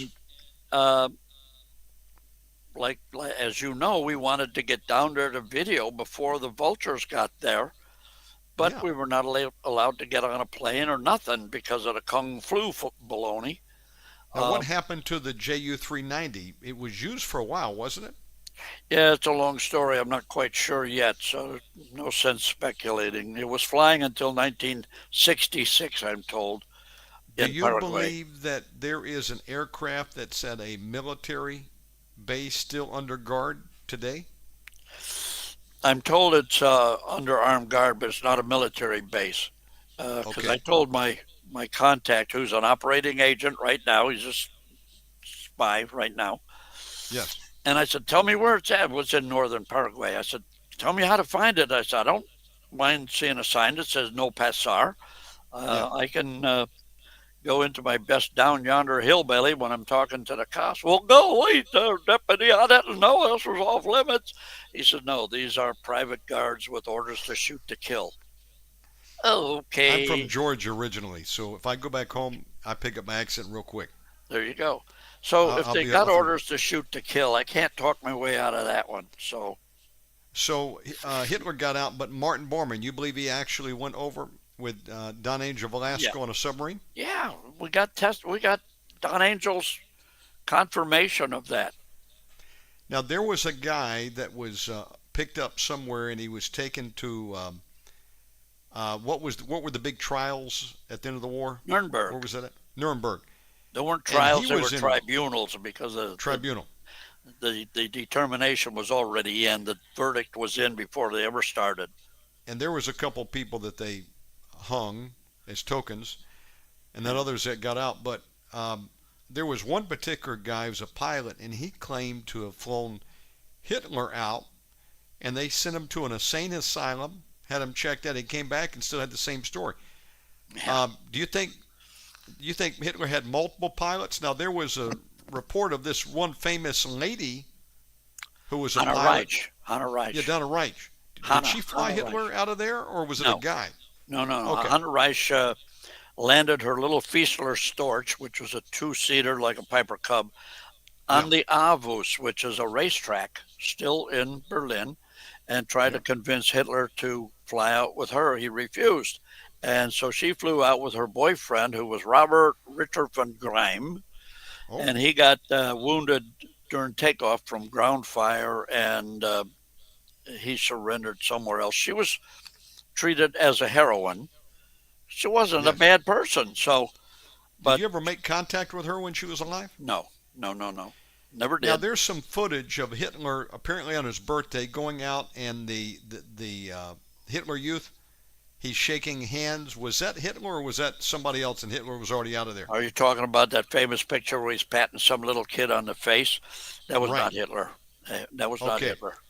He was probably gone then by that time. And Yeah. so he gets out, and so you believe Martin Bormann and Don Angel came over on the submarine. Yeah. Um, We've as got to we've got heavy documentation on that in the book Hitler in Argentina. what do you think of the reports that Martin Bormann was picked up for a while and was in England? You think I've there's heard any that story, but I've seen any nothing information? solid behind it. It's more speculation. What the hell? One thing for sure, Adolf Hitler was riding a motorcycle down, Fifth Avenue in New York. Baloney, You hear stories, and so many people either repeat crazy stories or they do some research and they come to a conclusion. I think this, I think that, therefore it must be, but they have no backup. If we can't back up what we're saying, we don't print it. now a number of years ago, there was a guy who was picked up in Argentina, and they raided his place, and he had a secret cache of Oh yeah, in that secret room behind a bookcase. what happened to that guy. You ever find out any more on him? I was supposed to meet with him the last time I was down there, but something got Do in the you way. think he's still alive, and you could make contact for this trip to Yeah, Argentina? I'm pretty sure, and that's my plan. But you know, I don't understand why there was such a big fuss because that stuff is not illegal down there. And he Right. wasn't displaying it, it was in his own secret little room. But Exactly. it was seized, and guess where it went? The Holocaust Museum. Really. You can see it, but now you got to pay to go in and see it. And from the Yeah. pictures I saw, this was not Joe Schmo collectibles. This was stuff from high up people. Amazing. So that would be testament that some of these people had made it to Argentina Oh yeah, and with some of their belongings. That's amazing. yeah. Now, we've talked about Argentina. Have you had any interest in, again, going back to Uruguay or Chile or Brazil? Have you been to any of these locations? Yeah, I've been there, and there's I don't know about Brazil so much going there because there's not all that much in Brazil, but Paraguay, definitely Uruguay. Yep. There are some places. Plus, also there was a guy, I think it was Italian, right after the end of the war, built a huge, huge, huge big house right on the small cliff overlooking the Atlantic. Huge, big 3 or 4 story high house, looked like the head of an eagle. Who the hell Yeah. builds a house that looks like the head of an eagle? Where's this located? What country? Uruguay. Oh, Uruguay. I was there, but unfortunately, we were not able to go inside because some jerk had come in there and tried to set fire to the place. So it was under reconstruction when I was there, and they wouldn't Amazing. let us in. Yeah. That sounds like a notable was over there. Now, you Mm, actually, I think, what launched your whole mission to look at this historically was um, when you were selling your yacht. You found an original location over the Bahamas, sitting up on a cliff. Was that right? Um, yeah. that had a radio tower up there, and you were told that it could have been possibly a fueling depot for some Yeah. U-boats. This was Darby Island. Darby Island. That's Yeah. it. In the lower Exumas, most of the islands in the Bahamas are long and skinny. And if you walk offshore one way, you can walk for miles and not get your armpits wet. If you Really? walk the other way, one step and you're in Mother Ocean. Um, we went in there. I say we because I still had my all girl crew. Yes. That was fun time. But anyhow, uh, we saw the remains of a mansion on the hilltop. Yes. So I found the island caretaker, nice old man, and I said, what the heck? And he says, well, man, during the war, this was a plantation. Yeah. And we gave fresh water and food to German U-boats. And my first thought, that was dirty Nazis, because Germans were all dirty Nazis. We were taught that. So he showed me where to chop on through the underbrush to find the remains of the radio shack and the barracks building, and they were there. Not fuel. And the remains So of the radio transmitting. were, the radio was still in there. It was all busted up, and there was Amazing. rat poop everywhere. They got their share of rats in the Bahamas. Boy, do they. Now, So is then I it went true? Oh, What? you go ahead, finish story. I'm Well, sorry. I went up to the mansion, which Yeah. has been all totally vandalized because some clowns have thought there's Nazi gold there, so let's tear up the Ah. floor. Oh my God! Heck. There's no everywhere you look. There's Nazi gold, Nazi gold. There's not Right. enough gold in the world to fill all those claims. But it had 26 freshwater wells on that island, which was rare, very rare in the Bahamas. But Yes. they've all gone to salt now. Uh, 26. and I Amazing. tracked down the owner Yes. of the island, and not the owner, but his real estate guy. And I didn't know it, but I was talking to him. He was a black real estate developer, very polite guy, and I'm asking him all these questions. Then I started asking him about Sir Harry Oakes. He got violently and physically threw me out of his office, Really? and we found out later he was the one they assumed was the one who killed Sir Harry Oakes. It's another whole story. Oh, But the guy who owned this island, Guy Baxter, was a Brit. He owned a business on Bay Street, one of these so-called Bay Street boys, hated the Okay. crown, and so he was selling fresh water and food to German U-boats, but it was a minor operation. We Minor never operation. proved it. Yeah. now, when you were in the Bahamas, did you come across any connections to Errol Flynn? Not in the Bahamas, no. But where the heck was that? Didn't Errol Flynn own a hotel somewhere over there in the Caribbean, the Yeah. Bahamas? And No, he had no. a wife. His wife on Jamaica. Oh, Jamaica. Yes, That's where it they was. owned a gift store. I forget the name of the town. It's on the north coast of Jamaica, I believe. And his ex-wife was Patricia, I think her name was. She was still there running the place, but I went over to talk to her, and she was away on vacation when I was there in Jamaica. But this is when he was making the movie. They died with their boots on.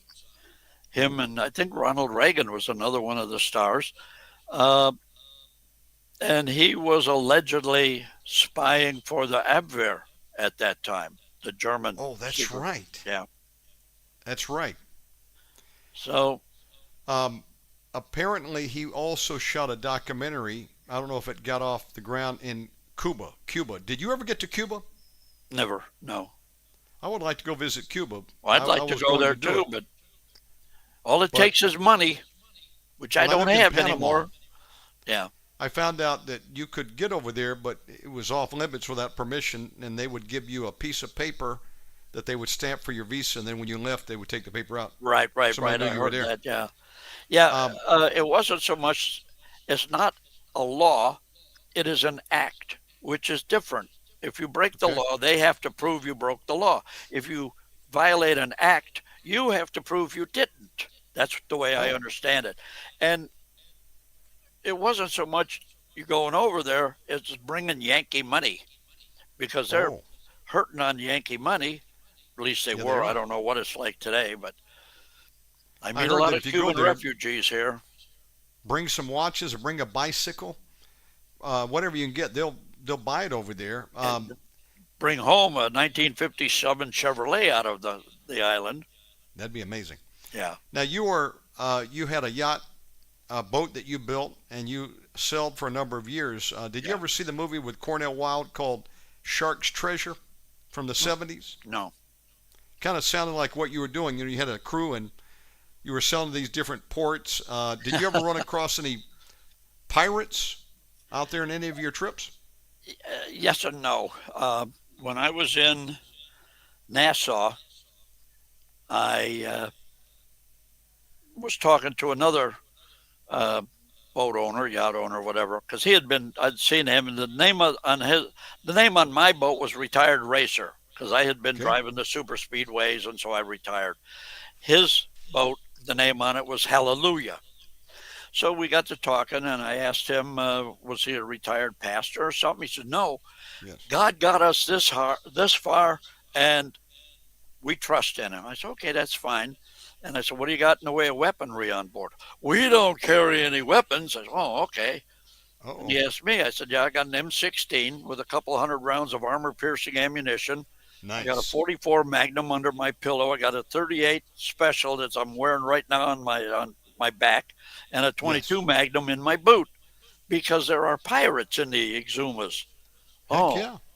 well, then we're talking. Then he said, when are you leaving Nassau for the Exumas? And I told him, he says, do you mind if I sail along with you? I said, no. He was never more than 100 feet away from my boat. And there was a place down there, uh, Samson's Key. Samson's Key was a nice yacht resort, Yes. and it went out of business, which is fine because when I got there, all the liquor was there. I used to drink in them days, and I brought a couple of cases of uh, Amaretto di Sarno on board. But Yes. there was this was just before I got there the second time. Some U.S. congressman sailed in there. He was just taking time off. There was an American sailing yacht, 30, 35 footer, at anchor in the harbor, full of machine gun holes. The woman, Whoa. the woman was dead on board the boat. Her husband was dead in the dinghy, and so people, Good grief. yeah, They so you think that what accounts for a lot of those abandoned ships? They've hijacked them and killed the people, thrown them overboard. yeah, Did you ever go through the Bermuda Triangle? that's all the Bermuda Triangle. That's who the hell this is. Nobody important. Any weird stuff like they said it affects Never um, had any problem at av- all. your equipment? No, never had any problem. Happily sailing on at a whopping 4 knots. And Now, did you have a water maker aboard when you were out there? no, no, no, we had to buy water. You had to borrow one Uh, and carry it. And we had a did 50 you ever gallon water tank. you ever have any time where you had trouble with propeller and had to jump overboard and look under your boat? Not the propeller so much, but if you're anchored for any length of time, the barnacles all grow on the bottom. So you Okay. go over the side with a putty knife and scrape them off. Now, That didn't brings a bother lot of you? fishing around because they love to eat them barnacles. And once you get them off the boat, there's a zillion little fish eating all these barnacles. Okay, what about big fish, sharks? I never saw one while I was in the water, but there was one time we were Wow. anchored. I forget the name of the key. It was in the Exumas. And I was on the boat, and one of my girls, I had an all-girl crew, 3 girls. Nice time. Anyhow, Debbie was in the water swimming. We were in a narrow cut between two islands, about 100 yards wide. Yeah. And so I come up out of the cockpit, and I see Debbie up on the shore. And she was in bare feet, and these are all craggy rocks on the shore. So I said, what the hell are you doing up there? There's a shark in the water. I said, yeah, a brown one, right? A nurse shark, because they don't hurt you. No, it was blue. I said, oh, okay. I'll come get you with the dinghy. I never saw the shark, or I'd have probably died of heart failure. I'll never get in the water. Sadly, I went to see Jaws in 1975 in Virginia Beach, and Yeah, scary. I We're going to even need a began to bigger look boat. down. Listen, I won't go there. Hey, most shark attacks occur in knee-deep water. Of course. How many Knee-deep? people are swimming 100 miles out in the middle of the ocean? Not many. It's just like most accidents happen within 5 miles of your home. Of course, if you travel 100 miles away, you still got to traverse that first 5 miles. So, I mean, and those most, bull sharks will eat you like KFC chicken. yeah, they're not nice. Sorry. Here in Bali, they've got sharks, they've got sea snakes. Oh yeah. Actually, the biggest threat I've got here on the island is cobras. They've got king cobra, spinning cobra. I killed a cobra Yeah. here at my house, but I looked like a giant worm. It was the baby. Okay. But I said, it's a snake at least, and I flipped it over after I broke my broom handle hitting it, and it had two eyes on the back, so it'd be Yeah. speckled cobra. Yep. I don't know where Mama was. I don't want to find out. No, you don't. We were in South Africa once, and one of our guides was taking the groceries out of a box, and all of a sudden he felt a sting in his hand. And he looked, there was a tiny little cobra, but his finger was already going numb. They don't know how to dose their venom. If you get bit by a baby cobra, they just give you everything. Those are the most deadly. It's Thank best God. not to get bit. I haven't run it anymore. I've killed a scorpion here. I only saw one scorpion. Yeah. Baby cobra. They have these giant monitor lizards Hmm. that pop up. Of course, this is part of the world where they have the Komodo dragons. Yeah. Those things with stuff drooling out of their mouth all the time. I didn't know this, but there's literally 18,000 islands by best estimates in Indonesia. I didn't know they had that many islands in the world. Can you imagine 18,000? No, they got a few thousand islands in the Bahamas alone. I don't think everybody lives on those. There's probably about No. only a third of those that are populated, but Most of them are just little rocks. yeah. Maybe a couple of 100 feet wide or half a mile wide. Folks, if you're just jumping in here, this has been like a stream of consciousness show. I've had Harry going all over. We've been on for 3.5 hours, 3 hours and 15 so far. We're winding it up. I like archaic information and exploration. Well, so as we're getting ready to close here tonight, sharkhunters.com is your headquarters. And Yep. Tell us what offer you got going on over there and about your most recent books, how they can get them. Now, okay, the most recent books was Hidden Secrets of World War II, Volume 12, that just came out, and also Images from the Front, which is an 8.5 by 11 book full of photos from the cameras of German soldiers in combat, in training, playing soccer with people in the occupied countries, et cetera, et cetera. So send an email, sharkhunters@sharkhunters.com. Say you heard us on this show, and I'll send you the current issue of the magazine free by email. And if you like it, we hope you join. If you don't like us, well, c'est la vie.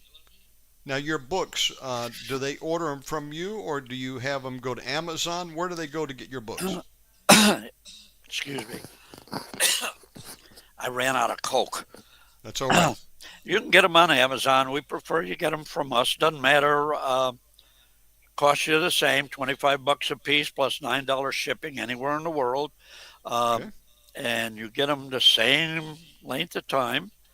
So call us up here to place your order or send your order online, sharkhunters@sharkhunters.com, or order them from Amazon. We're everywhere. Now, Harry, two bonus questions. If they want to get information Bonus questions. on the trip, you're going to be going to Argentina. You said March? That's right. Yep. March. March. And what does it cost to go on a trip with you? I'm not sure. I got to figure out. I got to analyze it because the peso to the dollar Yeah. exchange is changing hourly. Yes. When I first went in 2008, $1 US bought 4 pesos. Okay. I checked a couple of months ago. $1 US bought 4,000 pesos. So it's just God knows what they're doing. That's amazing. And so you'll be putting out details when you have that. Yeah, absolutely. Okay, Argentine, is it called Argentine peso, ARS? Just That's out of right. curiosity. That's right. Okay, $1 US is equal to 1,254 Argentine pesos a day. So, Okay. yeah, that It's- currency it's evaluation up and down changes. all the time. Yeah. Oh, yeah. And hopefully it'll be in favor of America, so your money will go further over there. Your food is generally very affordable. The Yes. two things that are really get into your wallet, which you don't have to worry about, is gasoline. Yes. It's about the same as Europe. It comes out to about $10 a gallon. They sell it by the liter, but extrapolated as $10 a gallon. The other thing, Yes. electronics.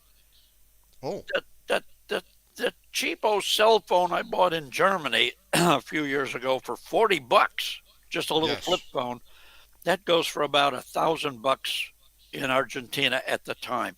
When you fly Amazing. in, excuse me, when you fly in, you have to fill out paper on Yeah. your cell phone, the brand, the model, the serial number, because when you leave Argentina, they want that phone going out with you because your Oh, cell yeah. phone is worth a ton of money. The one I'm sitting here on my hip right now costs, I think, Absolutely. about $1,000 here. It's just incredibly valuable down there. Food, Absolutely. clothing, souvenirs, cheap, real cheap. How long do you think your tour will be down there? Will it be a week or two? Two Two weeks weeks? plus maybe Okay. one add-on week for anybody who wants to stay a little longer. Two final questions. We just had two Um, questions. No and that is worries. um, Vadel, let's see, Vadelsberg Castle. Wewelsburg Castle, yeah, that's in Am I Germany. pronouncing that right? Wewelsburg. Um, the SS, when they died, they would send their death heads rings there, Mhm. and they kept them. When that place was set fire by the SS as they were retreating, what happened to all those rings? They disappeared. Did anybody ever find them? I heard there was a box of at least Oh, hundreds. Did you ever hear anything on that? yeah, a lot of them were found. The fire didn't do a whole lot of damage. We've been there. I've been there before it was sanitized.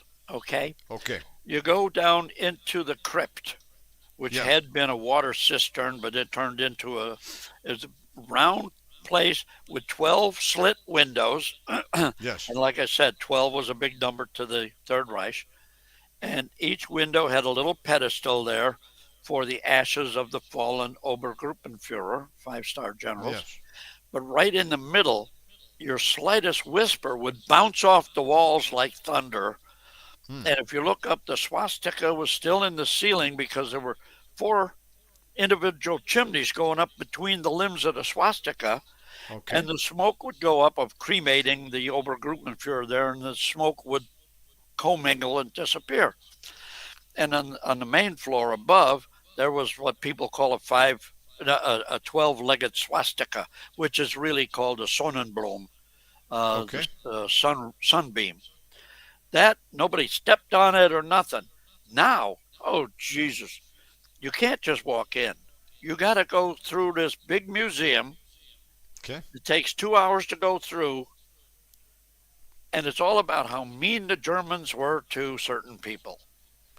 And then it's probably got security cameras in there, and Oh yes, they when monitor everything you're doing. we got into the crypt itself, and in Yes. between each of these 12 walls, they got horrible, horrible paintings, modern art that are just uglier as hell, Yep. and signs all over, no photos. And our patrol doctor, Dr. Charlie Ellis, uh, he's paying no attention. He's click, click, click, click, and all of a sudden, like the voice of God, no photography. What? They were That's watching. crazy. Then Charlie just told him, go to hell, click, click, click, click. Yes. But then on the next floor up where the Sonnenblume was, they had beanbag chairs on it. They had kids playing all over the place, just to disrespect the hell out of it.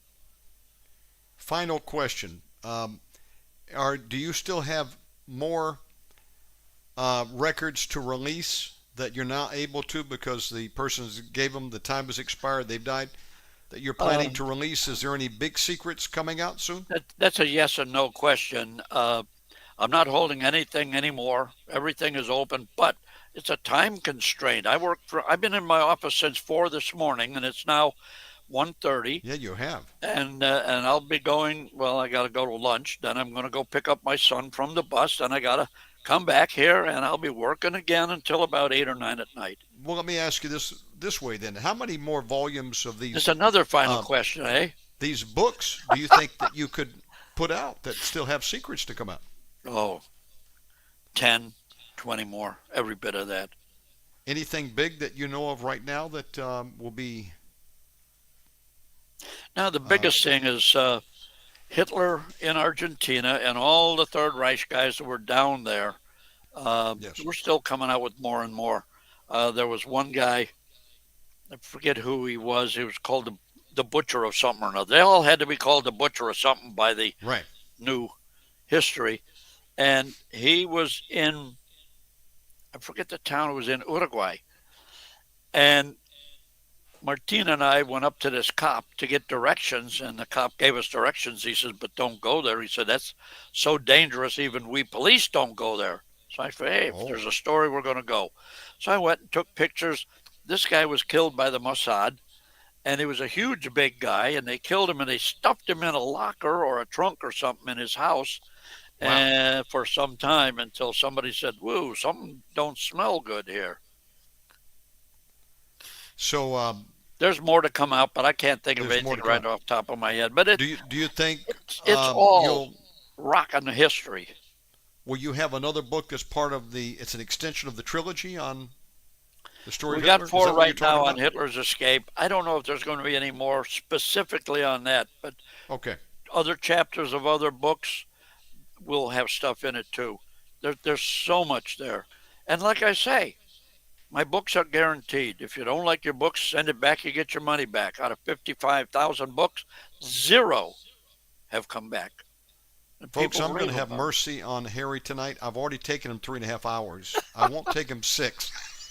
Well, that's nice. Harry? 'Cause I got to go pick up my son in an hour. Thank you for coming on. Powerful broadcast. Folks, this Thank you. program's got all kinds of information. You need to listen to it.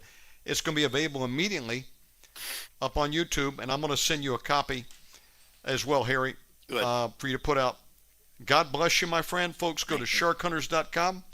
And Harry, I want to get you back on in August. We'll do a show next month. Are you doing one with Jeff Rentz that we need to announce?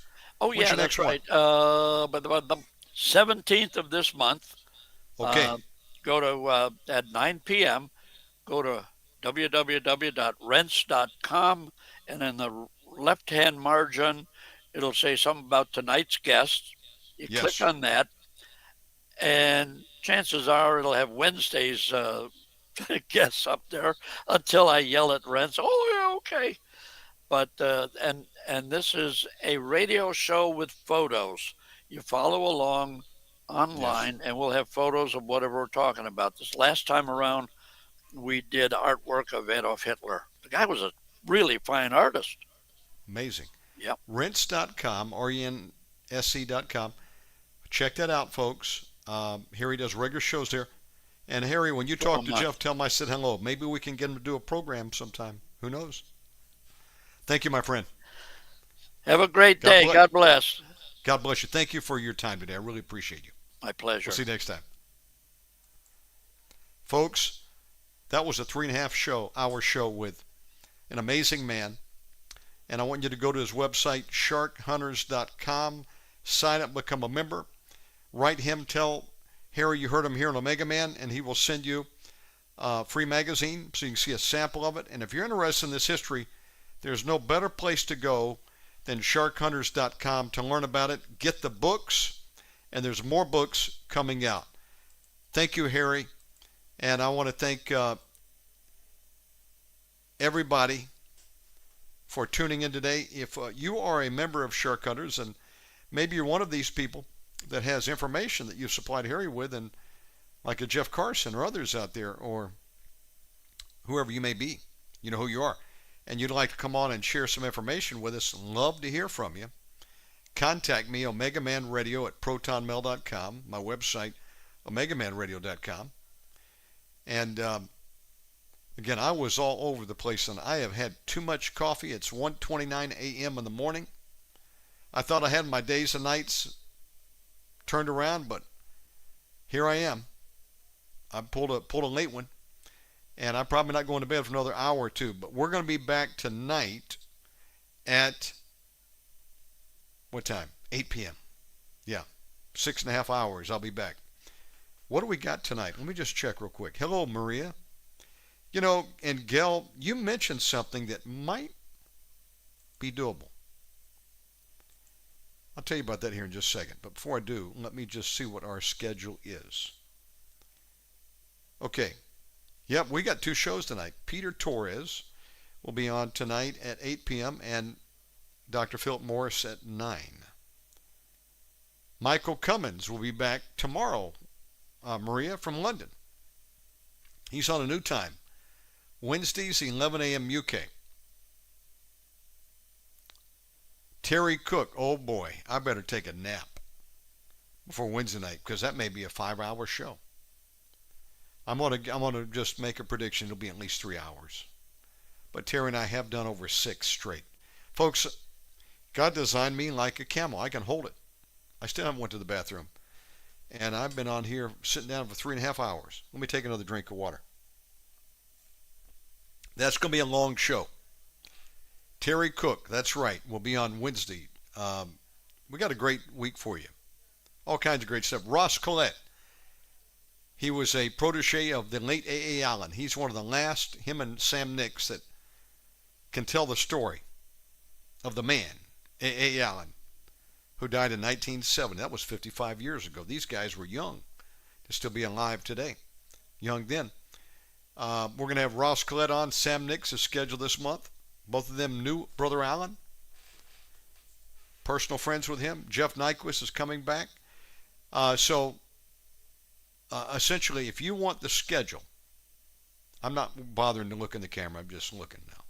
My eyes are tired. If you want to get the schedule, you need to get on my mailing list. Get on my mailing list, folks. This is the only program in the world that will go the distance.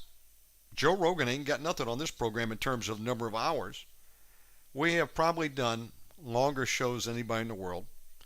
I think my personal record was 7 hours with Terry Cook, maybe.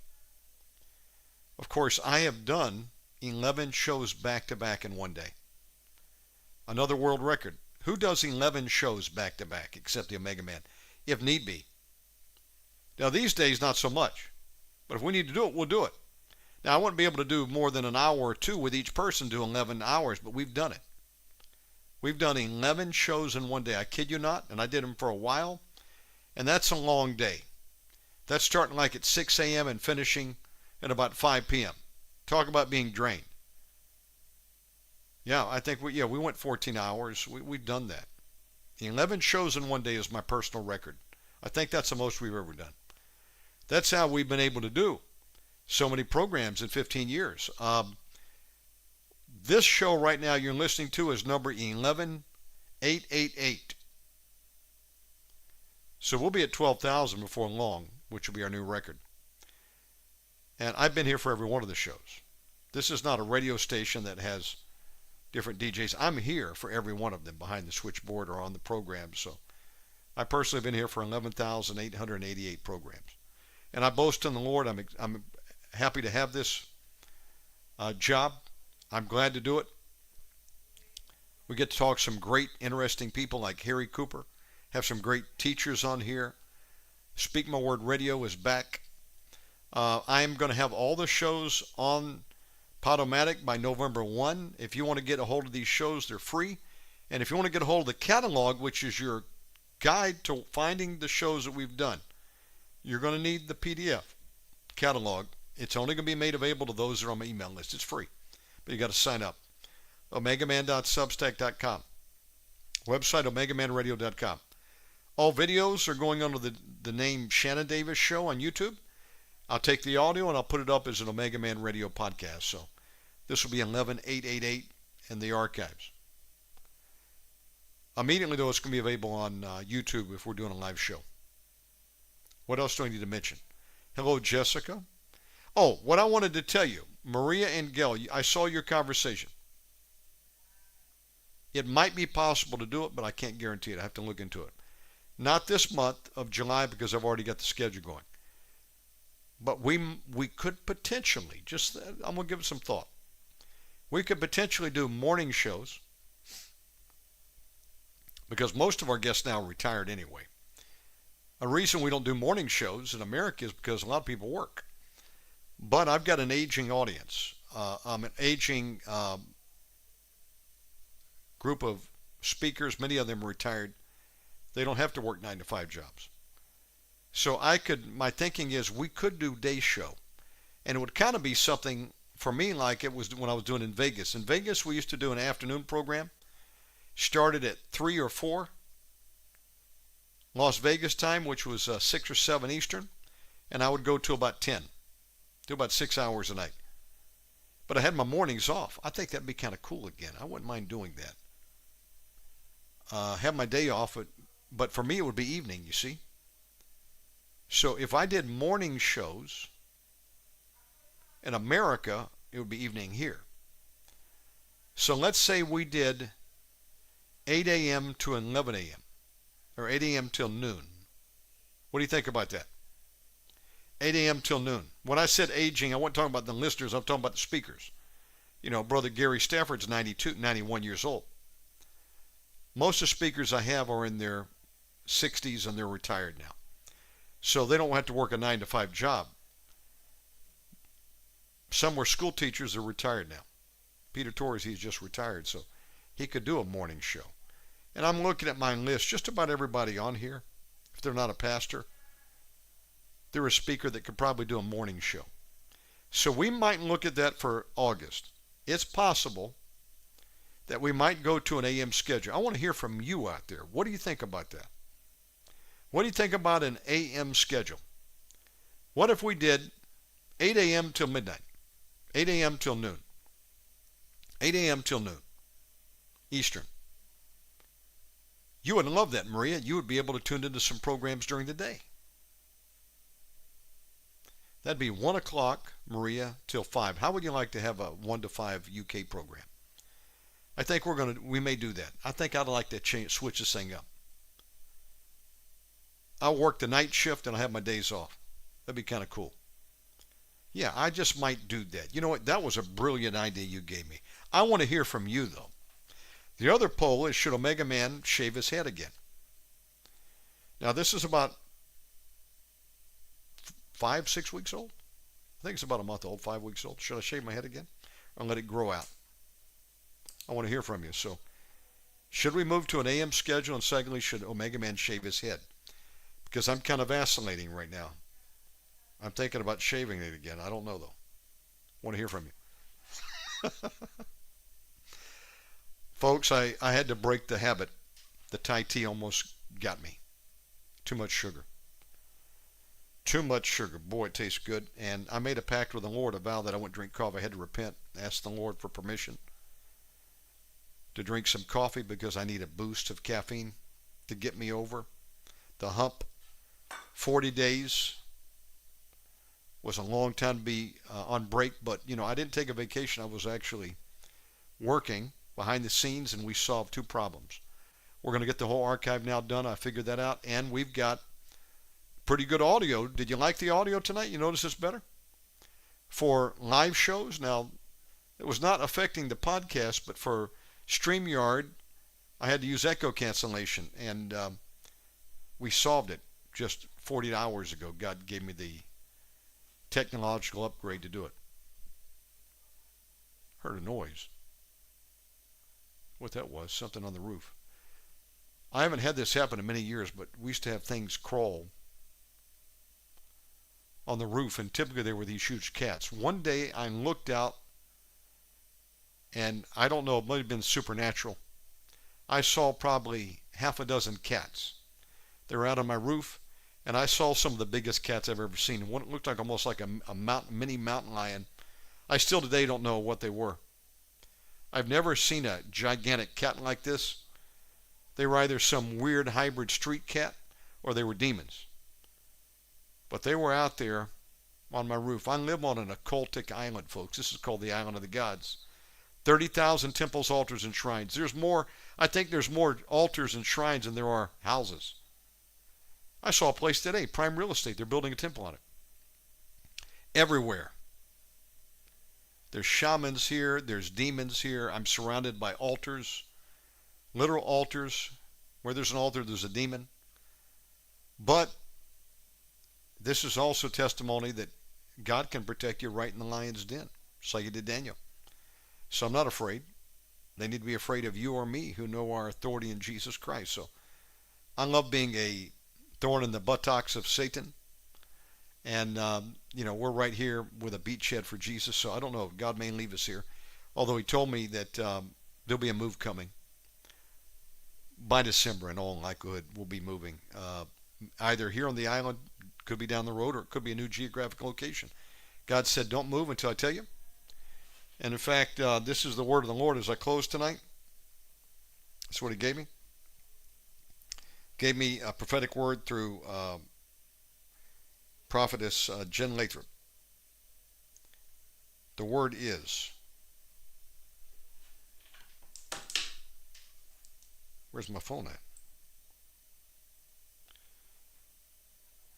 Okay.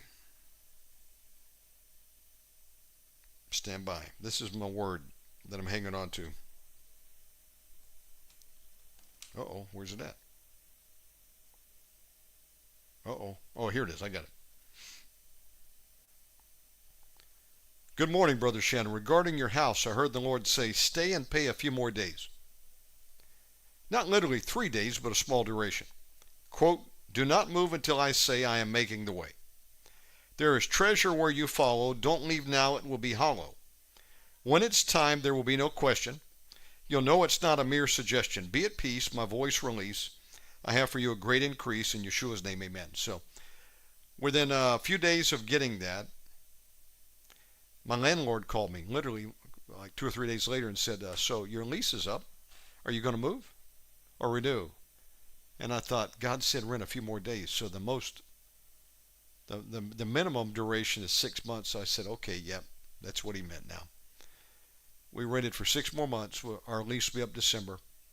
And I was getting ready to get Narita to begin to look, and God halted me right there. So he said, do not move until I say I'm making the way. So there was another prophetic word that said, new demographic, new geographic. Now, I don't know if that's a combo word yet. It hadn't been made clear. New demographic from listeners and viewers, maybe. But new geographic, what's that mean? If it's relating to the program, could that mean we're going to be doing some foreign language programs like Espanol? Or was that a prophecy tying into this one regarding where I'm to live? So I don't know. All I know is we serve with the needs of the Army, God's Army, and if he wants us here, that's where we're going to be. Now, the kids are safest here. We've got them in a Christian school. There's no LGBTQ here. There's no sexual confusion. They're safe. There's no predators here. They can do a lot of things they couldn't do in America. Not to mention, it's affordable here to live. I couldn't even see trying to rent a house in America right now. I couldn't afford it. Rent's so high back there. $2 to $3 grand a month. Are you kidding me? No way. I can't do that. That's what people are paying in Georgia. What is it costing you in California? Anybody from California? I'd like to know. What are you paying to rent a house in California? What, 10 grand? Who can afford that? I don't know how they do it. So there's some advantages to being here, but I've also said, God, I'd like to move. New location. I can tell you where I would go if he gave me permission. I would be in Jerusalem tomorrow. Sure would. I'd be in Israel. That's where I'd like to go, but probably not on the Lord's plan for me. So he may extend us here. I don't know. We've been here 9 years so far. We serve the needs of the Army, God's Army, so we're waiting on him. You can make your request known, though. It doesn't hurt to ask. Who knows? God may grant it. Where do you want to go? If you can live anywhere, and God said, I will open that door for you and give you the resource to go, where would you go tonight? Are you happy where you're at, or would you go somewhere else? Something at least to think about. Nothing, no sin, no crime in putting in a preference statement. That's the way they used to do it in the Army.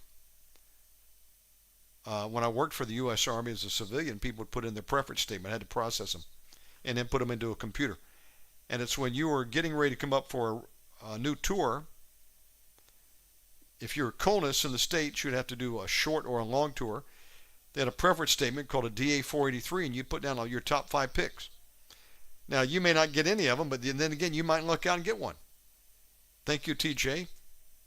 Thank you.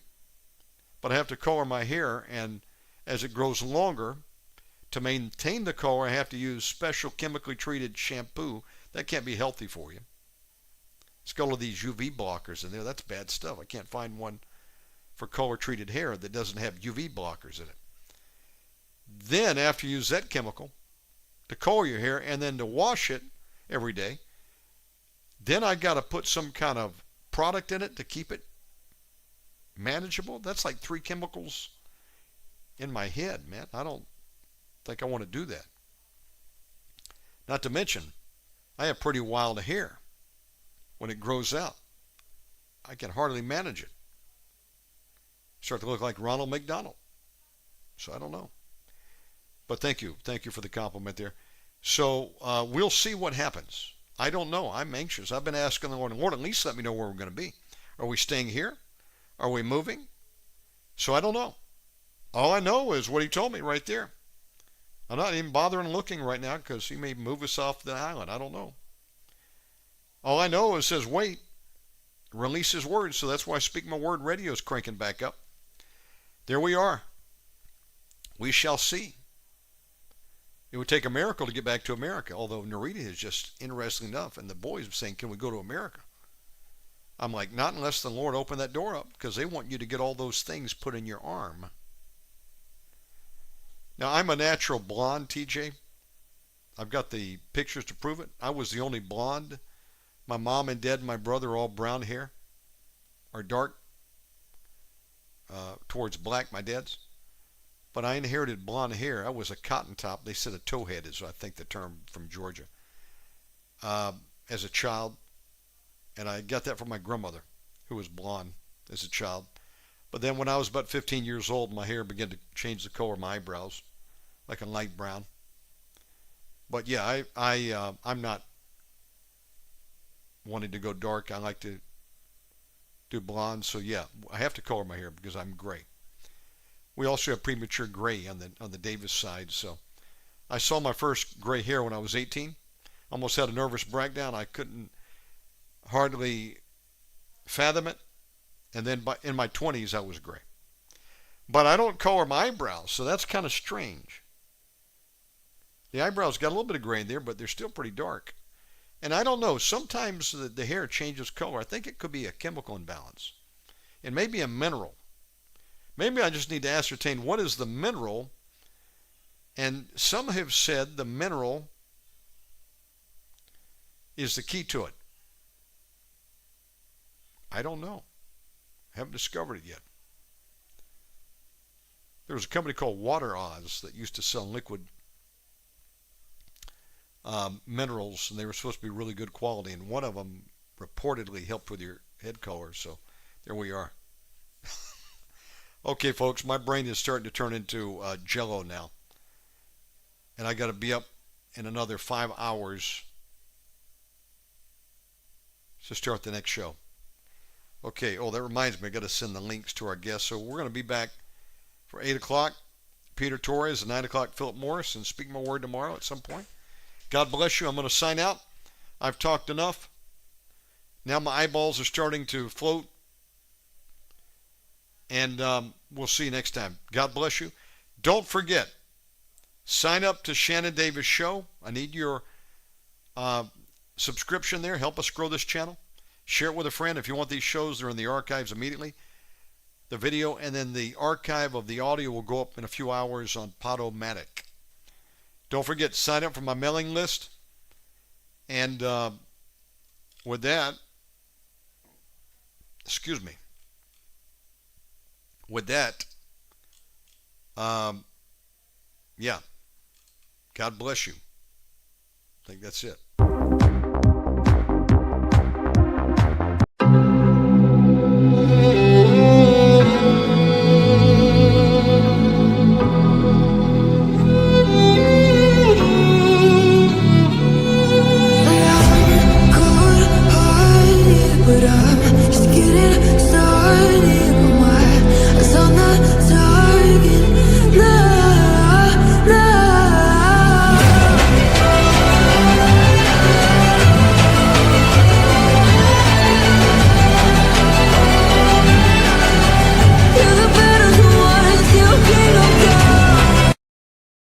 Somebody help me, I'm losing my mind. Somebody help me, I'm running out of time.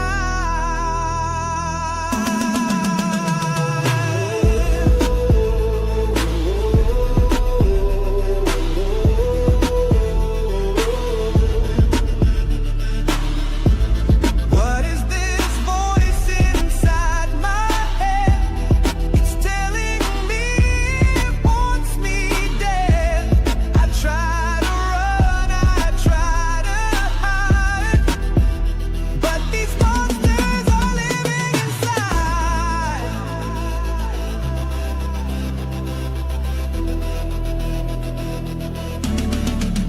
I cut myself to relieve the pain, and then tomorrow I feel the same. God, if you're there, I need you now. There must be a way to escape somehow. I wanna steal, I wanna hate, get my freak on and fornicate. To kill, can anyone relate? I hear the voices conversing in my head. You are silenced them with a bullet's head. I gotta sleep, but I'm afraid to close my eyes. That's when the demons come to paralyze. I opened many doors to the occult, took many pills and often got drunk, slept with many girls, smoked weed and got high. I fear the demons are coming to take my soul tonight. I gotta sleep, I can't go on. They will try to choke me, but I must be strong. I need relief before I go insane. Is there anyone who can leave my pain? I used to have a grandmother who took me to church when I was young. She often prayed for me, but now she's gone. God, if you're still there, I need you now.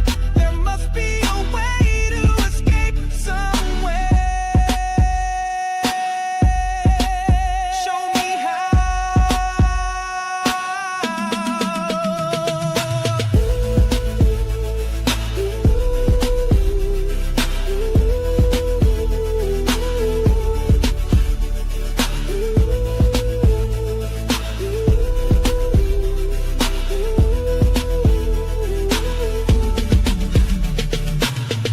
The Bible says, everyone who calls on the name of Jesus Christ shall be saved.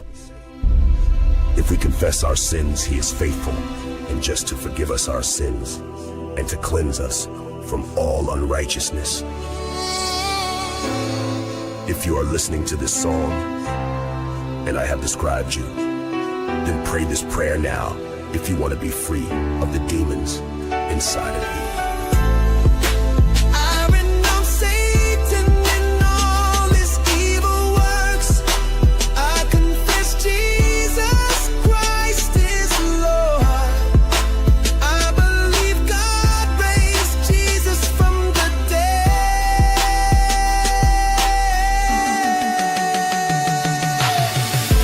Lord Jesus, forgive me of my sins. Jesus, come and dwell within. Jesus, you are my deliverer. Set me free in the name of Jesus. All you monsters, come out of me. God, I need you to show me 7 crypto racehorses.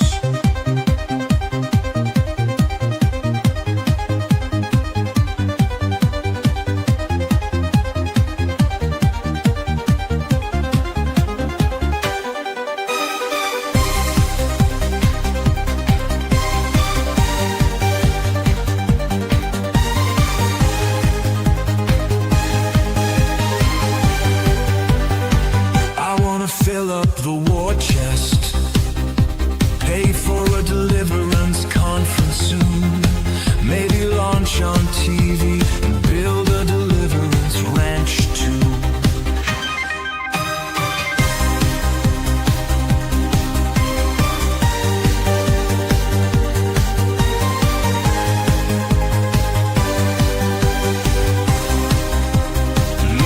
the next crypto racehorse that can bring me a 2x win, so I can fill up my war chest with coin, and then the fun begins.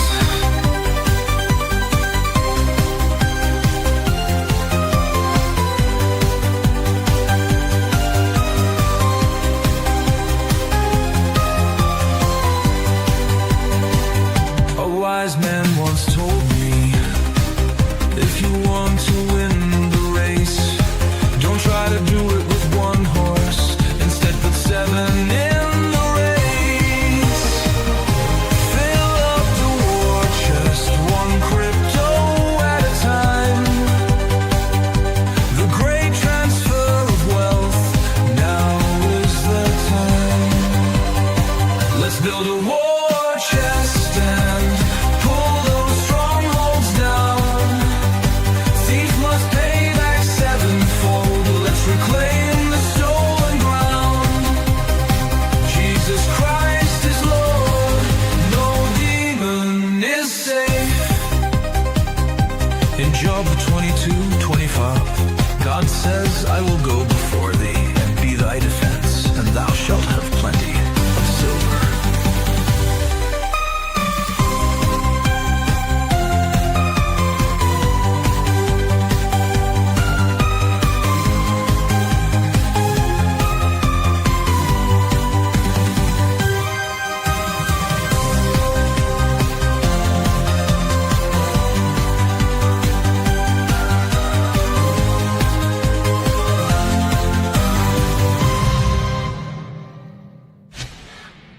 Put your hands in the air and Hold up, player. Don't holler just yet. Let me tell you a story why you better wait.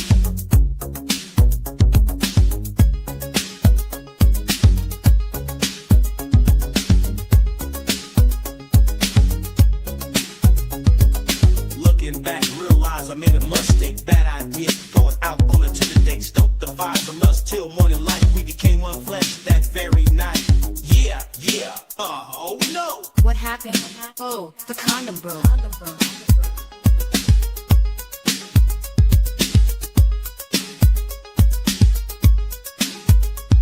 Don't play with fire or you'll get burned. And he was so tired and demons you'll earn. Stop dating now before it's too late. Better wait on God or your soulmate.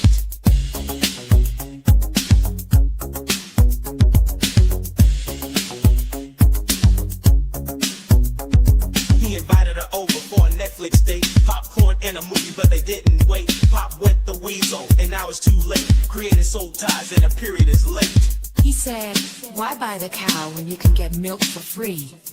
But sex before marriage leads to misery. You build soul ties and you're no longer free. Now you got demons and they rule over thee. In the Bible they didn't date. They honored God and they did wait. No sex before marriage is the best way. Do the right thing, a heavy price you'll pay. She wanted a bad boy, but didn't count on this. Got her hooked on drugs and put her at risk. Now she got AIDS and soon will expire. Learn from her lesson, don't play with fire. She goes from man to man and she's getting old. A walking Swiss cheese has a fragmented soul. She tries to love, but her heart is cold. Better put that sex on hold.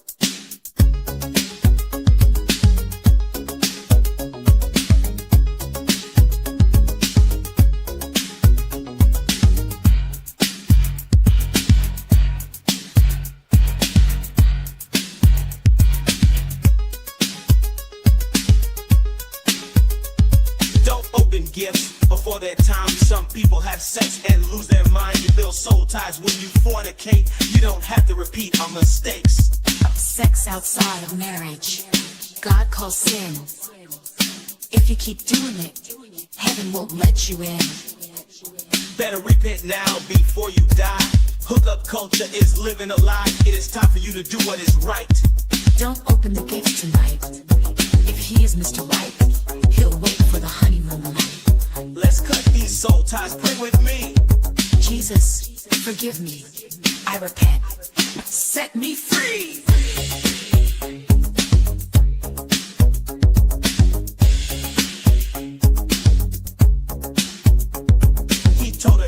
so she gave it up. He never called back and now she's stuck. She has a baby that has no father. What a price she paid to let him holler. Wait for honeymoon night. Wait for the honeymoon night. Don't give it up tonight. You could lose your life. Baby daddy, where did you go? For one night of pleasure, you could pay for